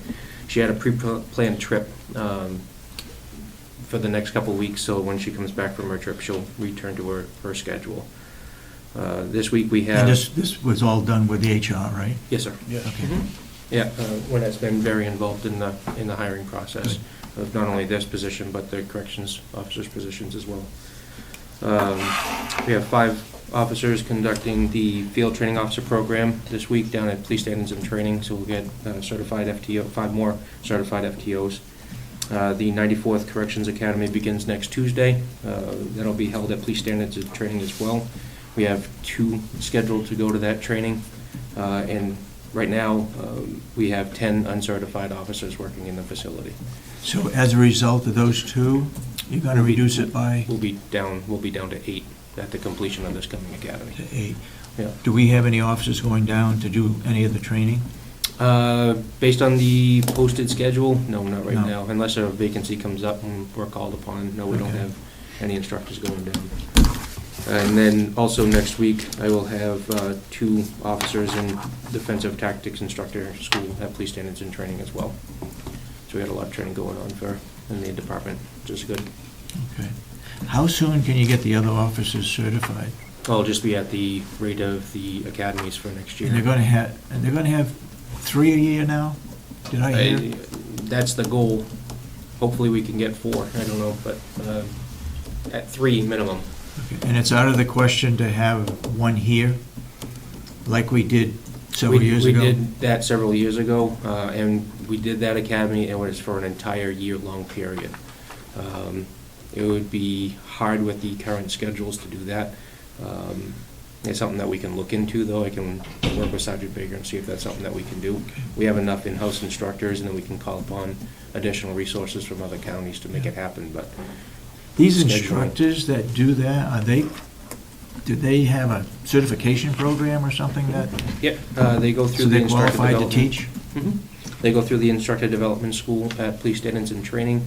You might recall from the executive committee, we had NIC come in and do an instructor development school in the end of August. Yep. We had several officers in there as well. So yeah, the officers do go through a certification process. That's it? That's it. Okay. 2 questions. Go ahead. Mr. Chairman. Superintendent, I noticed that we have some electronic monitors. Has that new program started? When does that become effective that you can make the pre-trial decision? Pre-trial, that there's no law yet. For the sentenced The offenders. new law, I Mhm. guess it is a pre-trial Yep. sentence. The sentenced offenders, that law became effective the end of September. We have one that myself, Sergeant Phillips, is going to be writing a motion to the court. I'm going to be involving the county attorney. We've had some preliminary talks already, but we have one all set to go out. He's completed a number of the programs inside. He's been on work release for the past several weeks. He has no rule violations, and if there's somebody that is worth using that law to put him back out in the community, this person is that individual. He's been very successful throughout his entire incarceration period, and part of the rehabilitative process is to get him back into the community and still have that ability to supervise him. So. And when they're back in the community, is there any conditions whereby you would require that they come back to the facility? Well, If they fail to do... Sure, if whatever? there's an issue that we see on his monitoring, sure, we can call him into the facility. We do home checks. We check them at their place of employment. Mhm. So there's routine checks that we do. Do you work in coordination with the sheriff's department when you're checking someone out on a bracelet? I mean, it doesn't make any sense for you to send one of your men all the way to Jackson to check up on somebody that's out on a bracelet if the sheriff's department deputy that lives in that area. So do you do all the work, or do they help you? No, we do all the work. Would it be helpful if they helped you? Well, they help as far as, they'll make a deputy available if we're going to do a home check, and we even network with the local jurisdiction. So we'll call the local chief and say, we're gonna be checking on this offender in your town, and if they have somebody available to stage in the area or even go to the home. We just had that issue yesterday. Ossipee helped us out, check a guy locally. Well, Jay, it doesn't make, Superintendent, it doesn't make much sense to me that if the sheriff's person can drive you to the house, why can't he go in and check it? Because of the authority. They're under our jurisdiction, they're under our authority. We can call upon the sheriff's office to do a welfare check, but they cannot go into the home, they cannot search the home, anything along that lines, where we have the authority to go in and do that, because technically they're our offender. Okay. Last thing, two things I have more. Number one, we just talked about 9 prisoners from Belknap County. You only have 1 on the list today. That's a transfer out to Belknap. Could you change that column so that I don't get confused next week and make it transfers out? Sure. Thank you. Mm-hmm. And the last one is, we're still in it, as you know, got kind of interested in this correctional thing. And we had recently had a young man that we released that I guess we all felt pretty sure if he has the opportunity, he won't be coming back. Mm-hmm. But now he gets a job and he has to turn it down because he doesn't have a car. He can't drive to the job, he can't get to the job. I thought they were, that was a condition where. No, I'm talking about someone that's been released, Dave. Yeah, but don't they have well, you can't afford it, is that the problem? Yeah, he doesn't, there's no car. Okay. So, which gets me to think we're gonna be putting more and more of these young people out on bracelets. Mhm. And as you know, it's been my complaint that we get charged something like $80 a week for the bracelet, and we charge the I know where person you're working $120. You know, it just doesn't seem right that we keep them here for a year and throw them out the door at 10 o'clock on a Monday morning and expect them to be able to get through the next day without any money.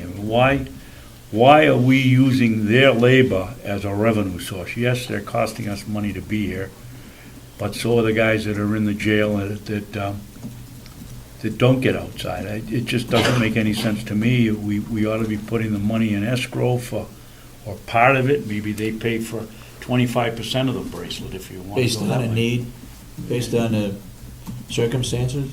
Well, I wouldn't do that. It blows my mind that we put him out and we work hard. I worked hard to help him get a job, and he can't take it because he can't get there.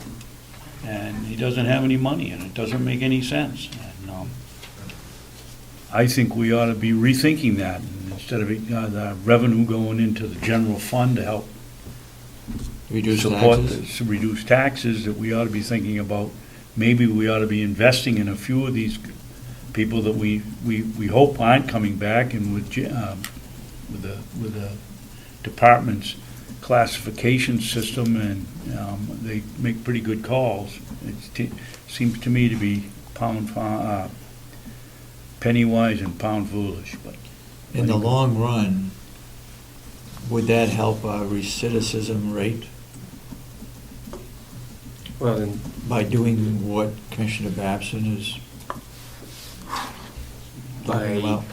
studies have shown it by putting people in a job, giving them an education, that all contributes to successful integration back into the community. Mhm. So there would be some benefit to it. How much it would impact, but, Yeah.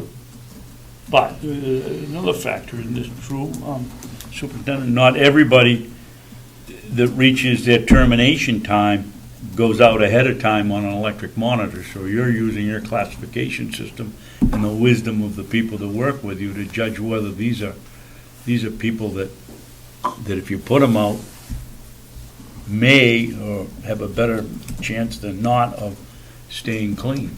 versus the person that stays here for the 12 months mandatory and goes out the door. Right, right, yeah, we're gonna put those people that we have classified as a low risk or Right. have, completed the courses inside the facility, have shown that their behavior is warranting a lower classification level.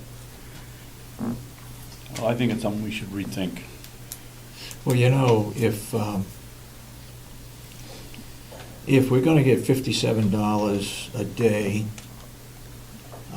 and you take out the amount of food that it cost us, that would be additional. It wouldn't cost us any more for officers, because we're gonna have them anyway. Maybe some thought could be given of using that money to help people when they leave the facility, to either help get a car or find a job or whatever happens to be. So that might be a consideration too. I didn't report last week, I forgot because we didn't meet, but last week I went to Old People's Day at the Freyberg Fair, because it was free, because I'm old. And Yeah, right. Okay.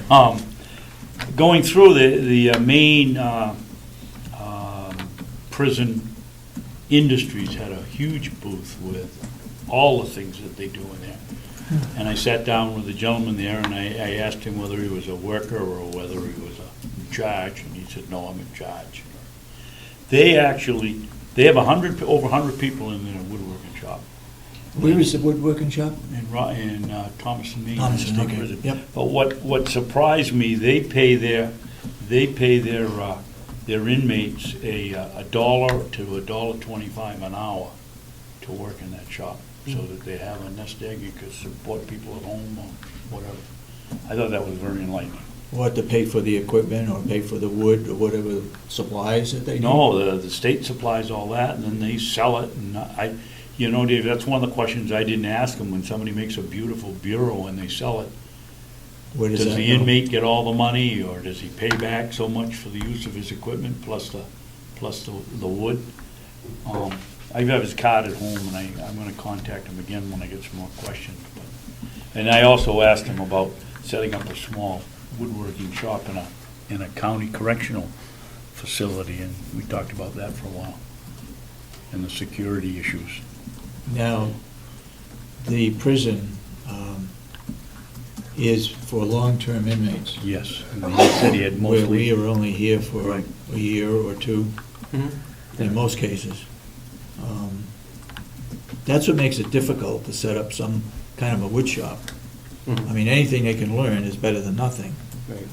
but they don't seem to be here long enough to do a bureau, for example. That might take some time. If you had a wood shop, which we have a portion of one, they would be given extra time to get out to work in the wood shop. This would be the low risk that you'd let out on the farm or do a community project. That same group of people could work in the wood shop. We would just have to schedule it. It would be Yeah. a vocational class that we could schedule. Yeah. Do you have any officers or sergeants that are into woodworking that could do some instructing for the inmates?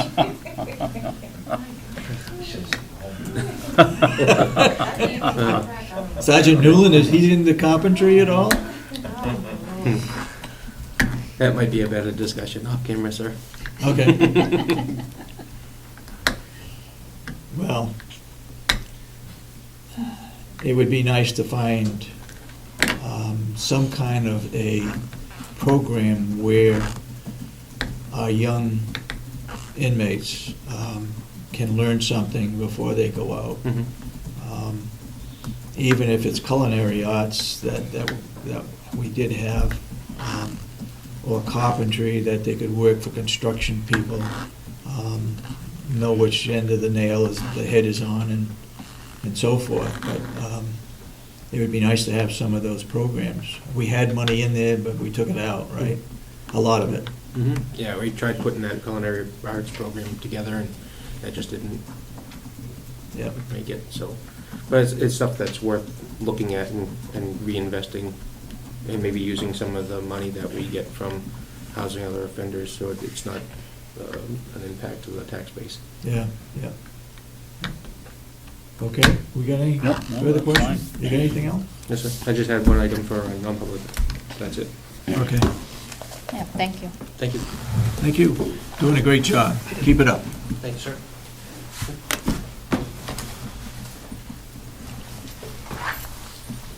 Work session. We have items that we need to look at under the work session.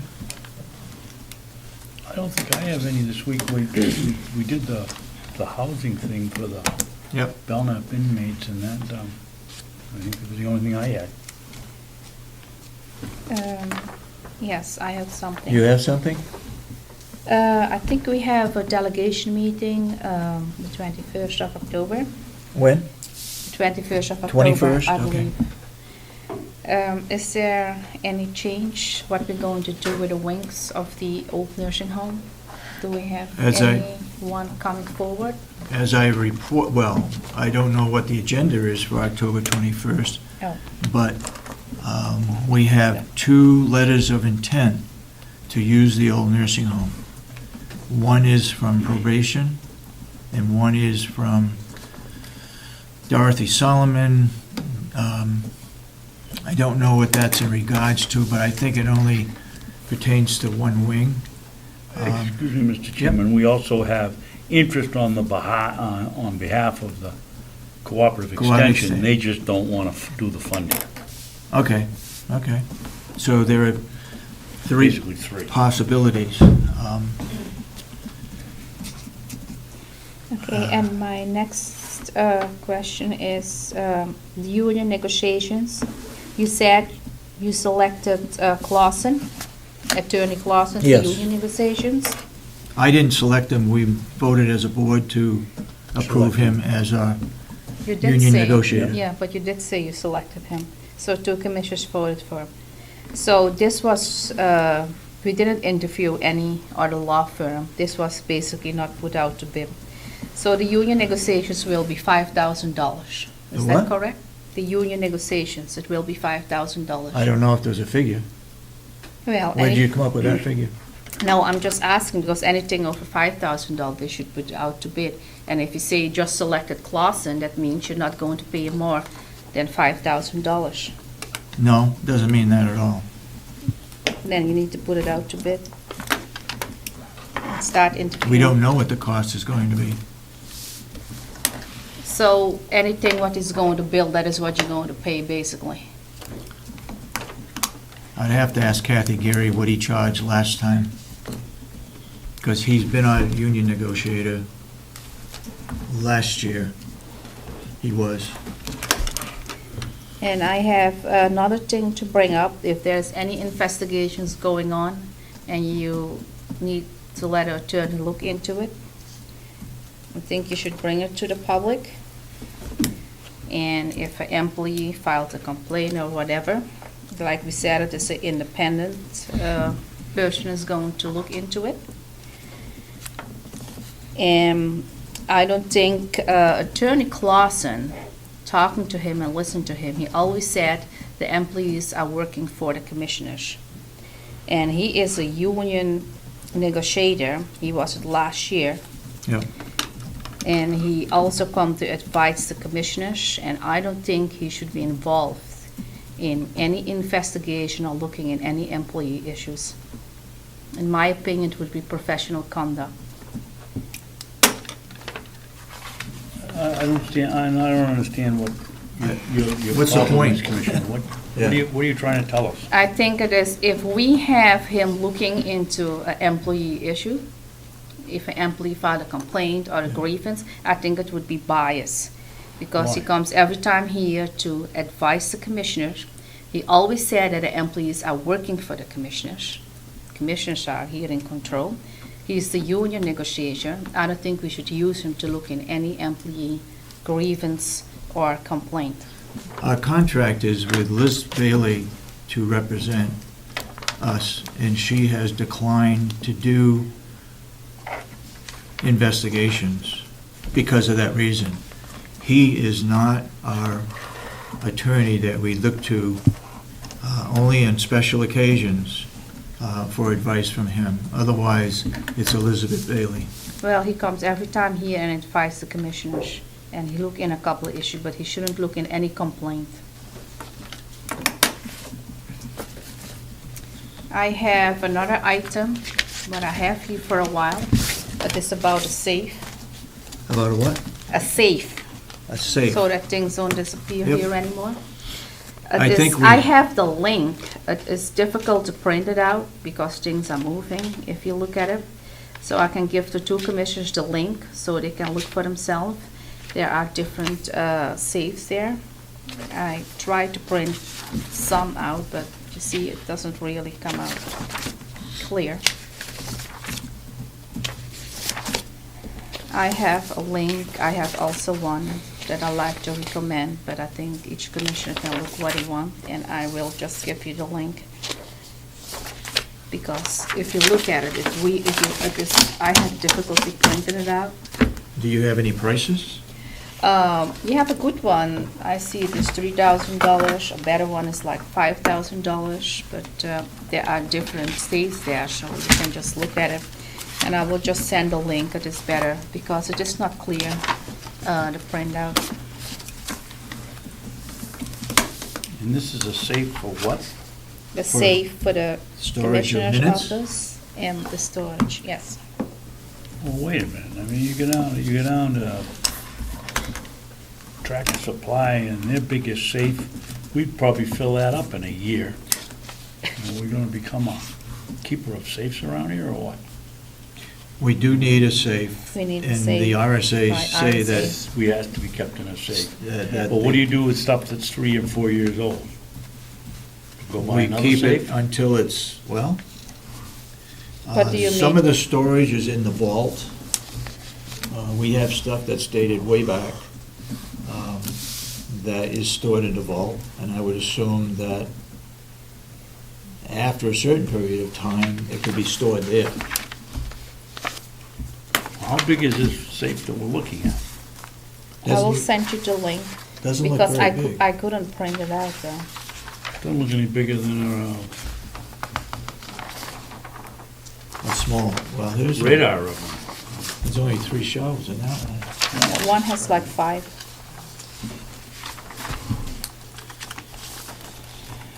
I should purchase one for some stuff. That's what the law says to do. We need to purchase one. You need to have one.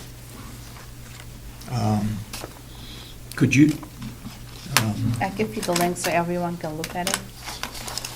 It's better if you look at it online.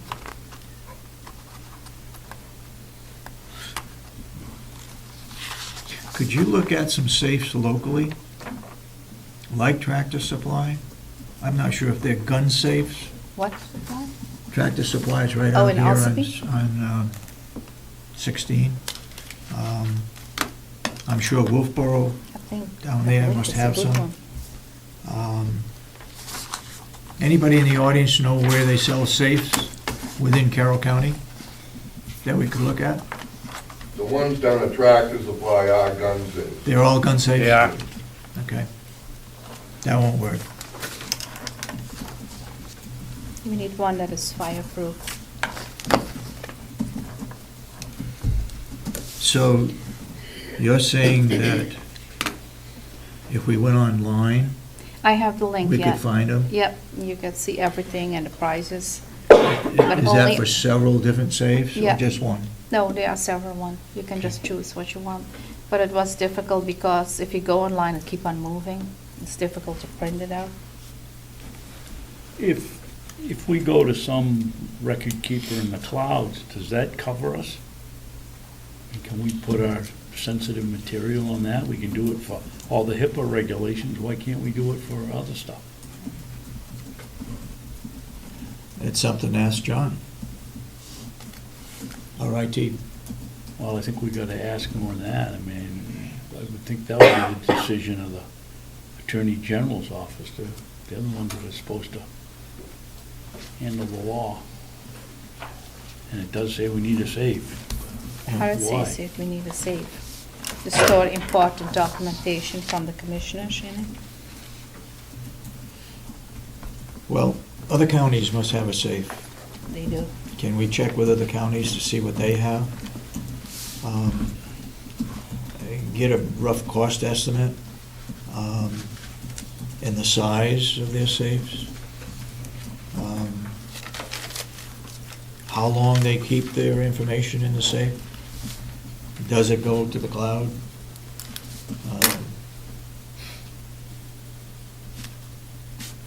Could you do that? Yep. Okay.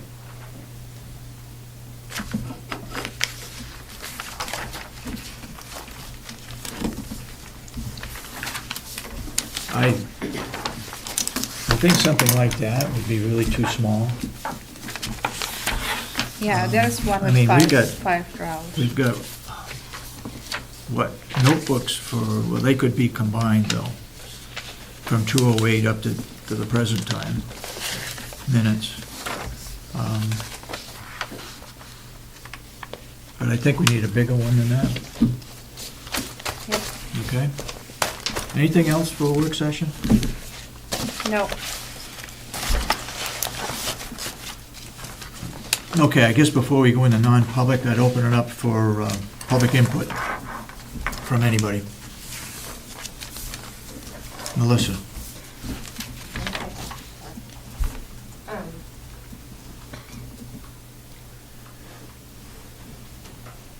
In talking about the electronic, or the safe storage, I'm wondering if you purchase a safe and then you just start stuffing it full of documents, is that really solving the issue about having control over all of the county documents? And I wouldn't think so. I was wondering. It would be a bigger improvement than what we have right now. I'm wondering if the county has a record retention policy that is in line with the RSAs that talks about the keeping and then the disposal of records. There's been a lot of updates to the RSAs with regards to electronic file storage and what can or cannot be maintained solely. It's my understanding that if something is required to be kept for less than 10 years, you can store it solely on electronic media. Okay. Anything beyond that has to be on paper and can also be on microfilm. Okay. But it just seems that perhaps a policy regarding record retention would be beneficial before you just start buying more file cabinets or boxes or safes or. So I guess that's just. I know that has come up for discussion, and it came up because there was an attempt to clean out a vault, and there was an objection from our accounts payable that we needed to keep that information because some people asked, and it goes back several years, for information. But you make a good point. I guess we need to find out what the law says as to what we can keep and what we can delete, or where we can store it. And then if there's a policy and procedure, then everybody's on the same page about how they're handling documents and what they're doing with them, and it's lined up with the law. There's a whole section, I was just looking at it online, that talks about municipal record retention and how long you're required to keep each thing. And Right, there's right. plenty of information out there, and I'm sure Wynette has some. Has it right in her hand? Oh, really? I would hope that the clerk only keeps the minutes that she's responsible for, non-public and public minutes, in that safe. I don't see accounts receivable or any of that kind of stuff being stored in her safe. That's not her responsibility, it's the other girls downstairs. And back when the RSA was written that talks about a safe, I'm not familiar with what year that was, I have to look, but back then, was there such a thing as a fireproof file cabinet? And if so, can that be substituted for a safe? Because I think they were getting rid of some at the nursing home, or they weren't going to need them as they move into the electronic file storage over there. Maybe they have a fireproof cabinet that can be used instead. That's a good point. It's something worth checking into. Go ahead. That's a very good point. I asked Representative Pucco to file a bill that states something to the effect that the clerk will be responsible for securing and composing or delegating the composing job of the minutes. And a good place, I think it's all in that same section, that's a good place to add whether a fireproof cabinet was now. Could be added to the motion. Yes. To the- I'll make sure I ask Tom to bring that into the discussion when the bill comes up before the committee. Thank you. But you're right, the nursing home is going to be moving out their records. Just maybe save money. Yeah, If you yep, yep. can do that. Good point. On the matter of storing minutes, over the last 2 weeks, I've sent, and I apologize, I wasn't here for your opening commissioners' reports and public comments, so maybe you already addressed this, but I've sent several emails asking about the 31 sets of non-public minutes that you've released that are still not on the website and are not available in the office. Was that addressed, or? Yes. Could someone, would you mind just? It's the clerk's responsibility to store minutes that we have approved to release and those that were not released. Okay. And so when we have questions about minutes, what are we supposed to, who are we supposed to direct those to? I sent an email back, I don't know, the last week of September, and I didn't get a reply. I sent it to the commissioner's office and to the clerk, and I didn't get a reply, so I just sent it again. And then I didn't get a reply, so I sent it again. So I sent it 7 times, and I know that's a little obnoxious, but I wasn't getting any response, so I was wondering when I could see those minutes that have been released. You, in your request, I don't want to change and muddy the subject, but you had a request also for an investigation dealing with the jail. Those are 2 separate, but you're right. But, and we gave it to Jason to look, to review, to see if it could be released. Oh, yes. And I don't know whether, did you follow up on it at all? Oh, no, I've forgotten I will. Okay. I've been. You did? I have, and that's one of the things I wanted to talk to you about after this, so we'll Oh. have an answer from Melissa on that, like to know request after the meeting today. And the Okay. lines of communication have been open. There was originally an extension requested, and then a second one that was sent to me in writings. I've had communication with Wynette regarding that she needed to clarify some things with you before. Okay. So the communication on that's been open. Okay. But the communication on the non-public meeting minutes Right. that the public should have had access to a month ago, that's not very, that line's closed. There is no communication, so can somebody tell me when I can see the minutes? We talked. Last week, Go ahead. last week there was no meeting, and I will check the commissioner's email after the meeting. I'd like to see the non-public meeting minutes that were released on September 4th and 11th today before I leave the complex. September 4th and 11th. According to your spreadsheet, you released a whole bunch of them. I don't know if the spreadsheet is accurate.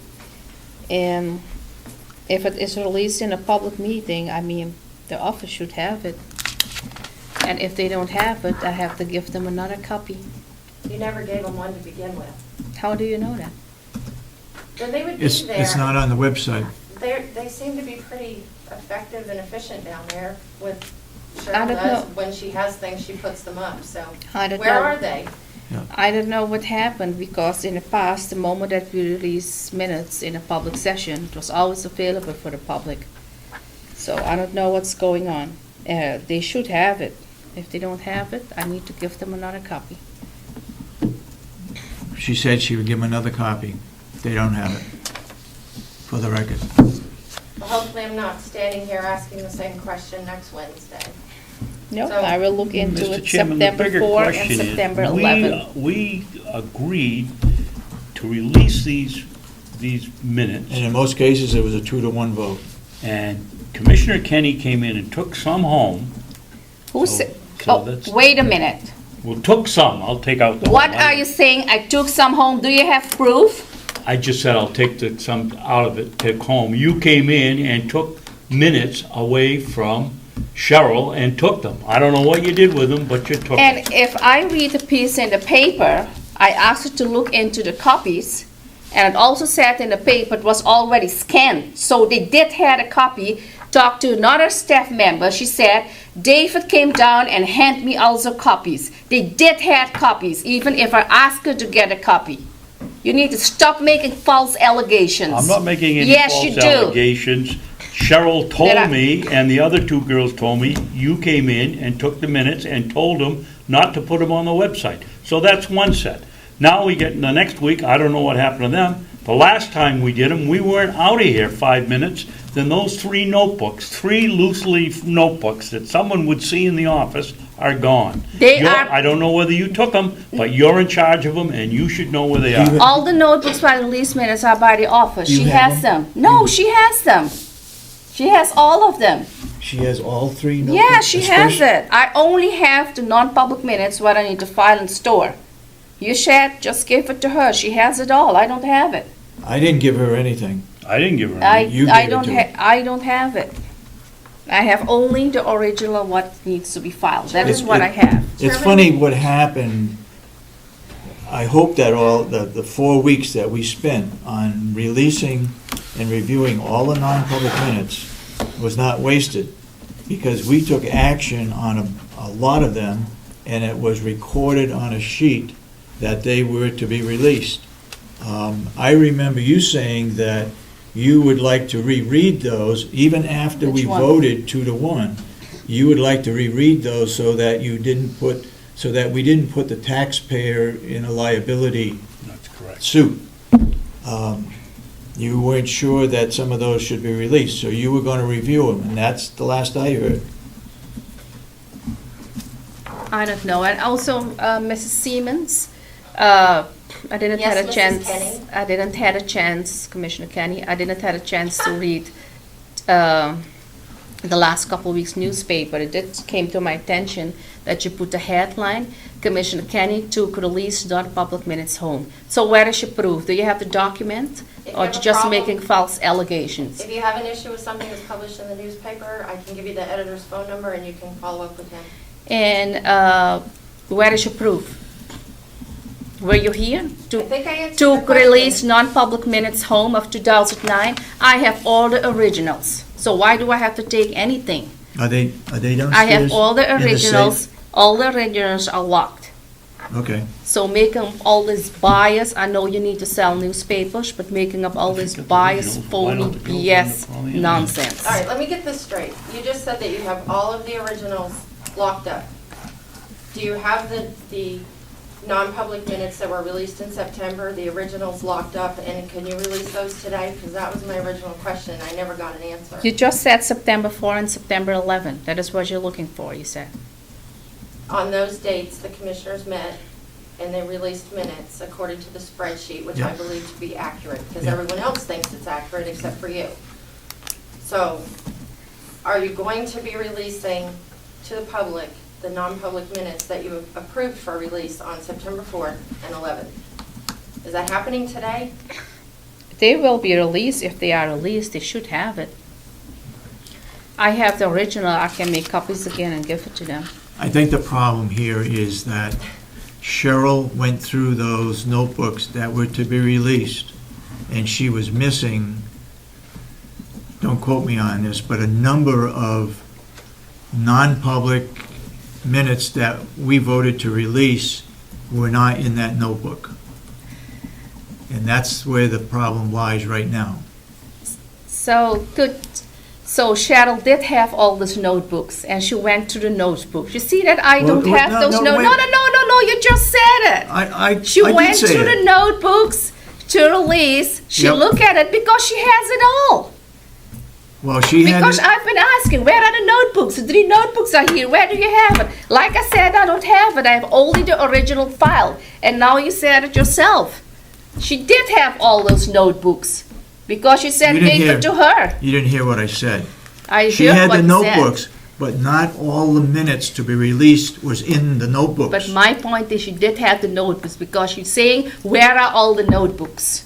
You see, she has the notebooks. You like don't- I've been saying. You don't seem to get the point. The point I is, got it. You don't get She- the point. she has the notebooks, but not all of those articles that we voted to release was in the notebooks. That's what we're looking for. Those missing non-public minutes that we voted to release are not in those notebooks. So where are they? 2 weeks ago, I went over her, what is released, what is there. So I don't know suddenly what the issue is. I will go over it after the meeting today again, Okay, what is released, what is there. And probably maybe sign off what she's getting. I find it very hard to believe that we approved those minutes to be released, and they were checked off the sheet, so we had them, I saw you two put them in and your they were notebook. going into notebooks. Yeah, Now you they're not put in them the in. notebook, so, How? all right, go ahead, you got some other? What time should I come back today to look at those non-public minutes that you released? The 4th and 11th you said? I will look into that again. There's 22 sets from 2009. I don't know. That is Five from- released? 5 22 sets from September 4th? 2010, How many from 2010? 5. How are the sets released from 2010? Because you said you didn't have non-public from 2010. There's So you had one- 5 Yeah. sets? There's one There set. should be some from every year that we released. Okay. According to the spreadsheet. The that I check looked at, sheet should be accurate. In 2009, you voted to release 34 sets, 12 are on the website.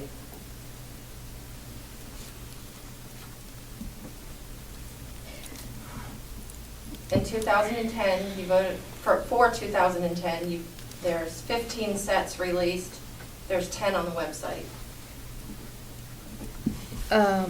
1 second. You said 15 set. I believe they released 2010 minutes before this new board. Because I had to look into it. There was a 91A request about the minutes of 2008, 9, and 10.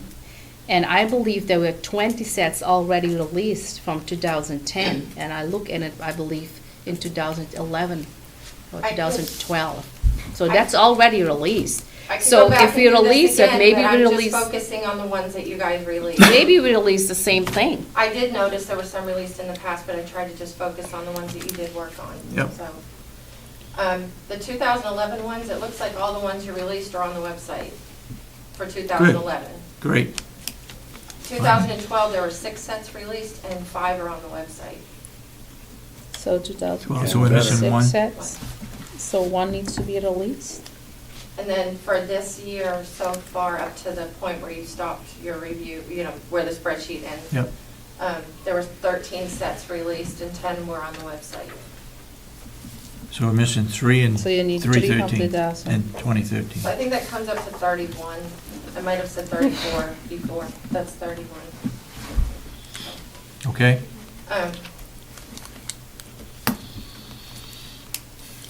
Are you done? I had a question about the jail. Sorry to switch gears, but, well, actually 2 things. There was some discussion a couple of weeks ago about what it costs to house an inmate, and nobody really had an answer at the meeting at that time. Do we have a number? You missed it this morning, I think. Probably. There was a figure that I saw, it was 110. Now, that depends on the inmates, I believe, as to how many are in there, so what it costs per inmate. What we agreed to earlier, and I'm not sure if you were here or not, but we agreed to take in Belknap County inmates at $57.50, and they would cover the medical cost. Okay. I did hear that conversation. I was just wondering if we had figured out what the daily average is this year. Oh. Is it 110, you're saying? Jason could figure that out. Okay, thank you. Is that what it is? What? I have to go back and confirm it. Oh, okay. I don't see how you can figure it out with a floating population. Yeah. You got a fixed cost, and the only way to figure it out is divide it by the number of prisoners. What are you gonna use for a number of prisoners if it fluctuates from Yeah. week to week? Yeah. All you can do is come up with a round figure I've always heard around $120. Yeah.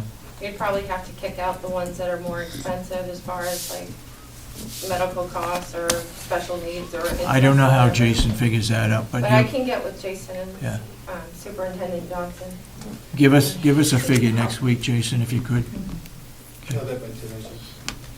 And about the inmate not having a vehicle, that discussion that you were having about money in the bank for them when they leave, I hope, Mr. Babson, that in the future you support public transportation when it comes to the table. It depends where that prisoner goes, I guess, Ms. Siemens. but- And also, Mr. Babson and others. Commissioner Babson? Yeah. Commissioner Babson, we don't have a prison, we have a jail. That's And- true. and Did I say those are prison? Those are inmates. Did I say prison? I did. Prisoners. Everyone calls them prisoners. but- Oh, I'm sorry, it should have been They're not. inmates and it should have been jail. Okay, that's. Okay. Yeah, I have a little comment to make also about the non-public minutes. We did review and look at what was sealed, what was not sealed, because it was a request in 91A. We had in the past former employee taking non-public minutes, and she was typing the non-public minutes on paper. It just said confidential on it. But if you look at it, there was also never a photo taken, or it was never sealed, but I believe maybe the majority of the board considered that They were sealed. Yeah. Considered that sealed. But the paper just said confidential, that's all. Sealed and confidential. Sergeant Newland, you had your hand up, or you want to? Yeah, Speak Teresa, of well, I'm non-public. a resident here in Carroll County. It makes sense to me, any important papers, I have a long history in the military, like evaluations on soldiers and stuff, there's a tracking system. Yeah. Whereas this stuff is handed off, it's signed for, and then this paper's there. Why can't we do this with our minutes, so we know where our minutes are, so we're not just sitting here telling everyone, well, they got it, this person's got it, that person's got it. Yep. And when there's a copy made, then a separate tracking piece of paper be made, and those be stored, and there's record of where our minutes are kept Yep. at all times, and who has those minutes. That way, we don't have to spend hours of trying to figure out who's got minutes, or Yep. who took them, or wherever they're at. And this should eliminate a whole lot of this. And it would be something simple, is coming up with a piece of paper that people sign saying, yes, I have these minutes, yes, they've been approved, and now they're stored here, and signing it, and bam. And then if they're ever taken out of that safe, the record's right there, and this is who removed them from the safe. Just Ver- something to think about. Good idea. Very good, thank you. That should be done 15 years ago. Well, I agree with that, but it could be done right today. It's just something that we identified something, so why not just Yep. fix it and go from here? Yesterday, I told one of the I was here yesterday, I told one of the secretaries to order a stamp that says approved with 3 checks underneath, so that each of us can check that off, saying that it was approved, and that goes into the file. I have, and I don't want to keep them, as soon as we get a safe, that's where they'll probably go. All of the settlements that were done for years, I have those locked up in a cabinet. And the inventory is taken on those, and when anybody signs out for one, I guess they have to see me, because I'm the only one that's got the key, and they would sign out for those. But normally, they don't sign out for settlements, because all of the information we can give is the person and the amount of money that the settlement was made for. So they can't see anything else according to the information that's in the settlement. It's agreed to that both parties would not release that information. But by law, we have to be able to release to the public the name and the dollar amount the settlement was for. But I agree with you too, 100%, that we need to sign off. If the clerk is responsible for the minutes and I want to see a minute back something, I should sign off for it, so she knows where it went. I agree. So now I have a comment. So you have all the settlements, you have the agreements in your possession locked up. As I know, you did it for a few years. I had that in. So what is Okay. it doing in your possession? Because by RSA, it needs to be by the clerk of the commissioners. And I know you just took it all, because when you took one settlement file and started to hide it, and a whole hype was there, suddenly I hear you took all the settlements files and you lock it up in your drawer. So you agree, and you know that you're breaking the law for a long time, for years, because it shouldn't be in your possession. And I told you, and I believe the former county attorney talked to you about it, and you just took it all. And now you're just telling it nicely in public that you have it all. And it shouldn't be by RSA in your possession.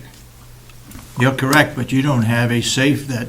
Do you have a safe? Where do you have it stored? Mine is locked up. Oh, yours is locked up. Yeah. Mine is locked up too. But you say, you claim somebody broke into yours. But how do you know that? But Because you had the sheriff come in to take pictures of your safe within the last 3 or 4 weeks. Yeah, because I believe that certain people still have access. It's your locks. So you Right. know, It's your locks. yeah, but they can just take it out, the whole thing. How can they take the lock out? They can take it out, that is how they set it up, and that is why they give it to me. Well, we'll see if an investigation report is coming. I know they went in and they take stuff out. Well, I've made it clear to the public, I have all the settlement agreements locked up in my file until we get a safe that is secure and that we can trust the individual that is responsible for that safe, that they be kept in that safe and not removed. So, I am not breaking the law. Yes, you are, because it shouldn't be by you. There was an Then you should accusation. Then you said have immediately a safe, and said he repurchased a safe, and here's all the settlement agreements There was going. an accusation Because I've been made asking for that a years. certain file was taken out of where they were, and I decided that that wouldn't happen again. It would go into my safe, in my cabinet, until we have a safe that is secure. That is nice. A certain file was taken out, and you decided till everything was safe and secure. Isn't that the Didn't be- you? Didn't isn't that you the have best- that file all the time in Is- your locked file No, cabinet? no, I Yes, didn't. of course you had I it. did not. Yes, I did you not. had it. I think our conversation is had going to it. end here because these accusations are not backed That up it- by documents. Yes, they are. Anyway, thank you for your, go ahead. And Mr. Sorensen, or Commissioner Sorensen, my next question would be then to Commissioner Kenney, if you're saying that Commissioner Sorensen isn't doing the right thing, then what is your suggestion then? Because it seems like there's a bunch of minutes missing already, so even if we take these that are already lock and key, that he already has, and we know that they're locked up and given to you, what is your suggestion you're gonna do with them, because there's still minutes missing? So how is that any safer? I'm That's getting what I a- don't understand. I'm getting a safe for another locked file cabinet, and I put them in. So And I then put where the they're settlements at right in. now is And the I best don't know place if, for 'em then. I don't know if certain minutes are missing from 2008, 9, and 10 that was given to Commissioner Sorensen. I think all these minutes should be there. You should have it, and if you don't have it, it is done here in the county, we should have another copy. We should get it just like that. I don't think that Commissioner Sorensen wants the public to know about everything, what was going on in 2010. You think I don't want the public to know? Yes, because That's- why don't you release them and bring them? That's not a, And then we need to have a copy. I mean, it is done here in the county, we can easily get a copy if you said it's missing. 2008, 9, and 10, nothing should be missing. would you recall that when we took a vote to release those minutes, it was 2-1? I supported that. You did not support releasing the minutes? I think the public ought to be aware of that. Yes, because I said it should be released, but not the way you're releasing it. You're releasing those non-public minutes in a non-public session, and after that, you seal those minutes, you're going back in a public session, and you still don't announce that we release this and this needs to be released. I don't like the way, the procedure, how you're doing it.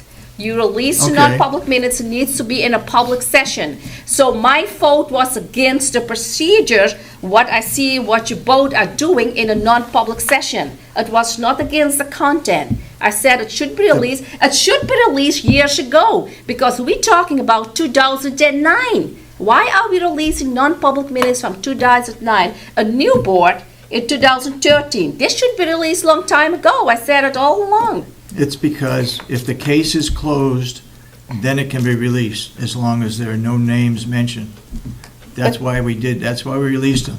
And I'm gonna go on record, I don't want, unless there's documentation that says that I don't want any 2010, you said, minutes released. I've been in support of it. I voted in support of it. Commissioner Babson voted in support of releasing them, and they were supposed to be released. But you said in non-public session that you wanted to review them again so that you wouldn't put the taxpayers in jeopardy.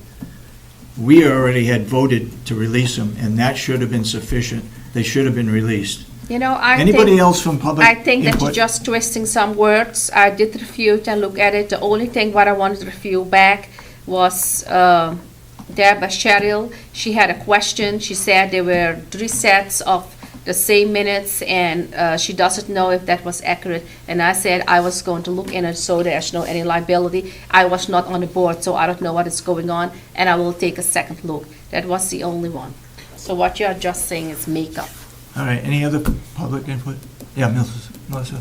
I'm just gonna take one more shot at my original question. What time today should I come back for the clerk to make those non-public minutes available? Probably before 5. Or do you want us to give you a call when we have them? Is that the best thing? Maybe Cheryl could give me a call or something. Okay, I will let. She has them available for the public. It's I not will my let- interest so much I'm concerned with is the public's interest, so it'd be nice to know when the public could come see them. I will let us staff know when it is available to contact you. Thank you. Okay. Any further comments?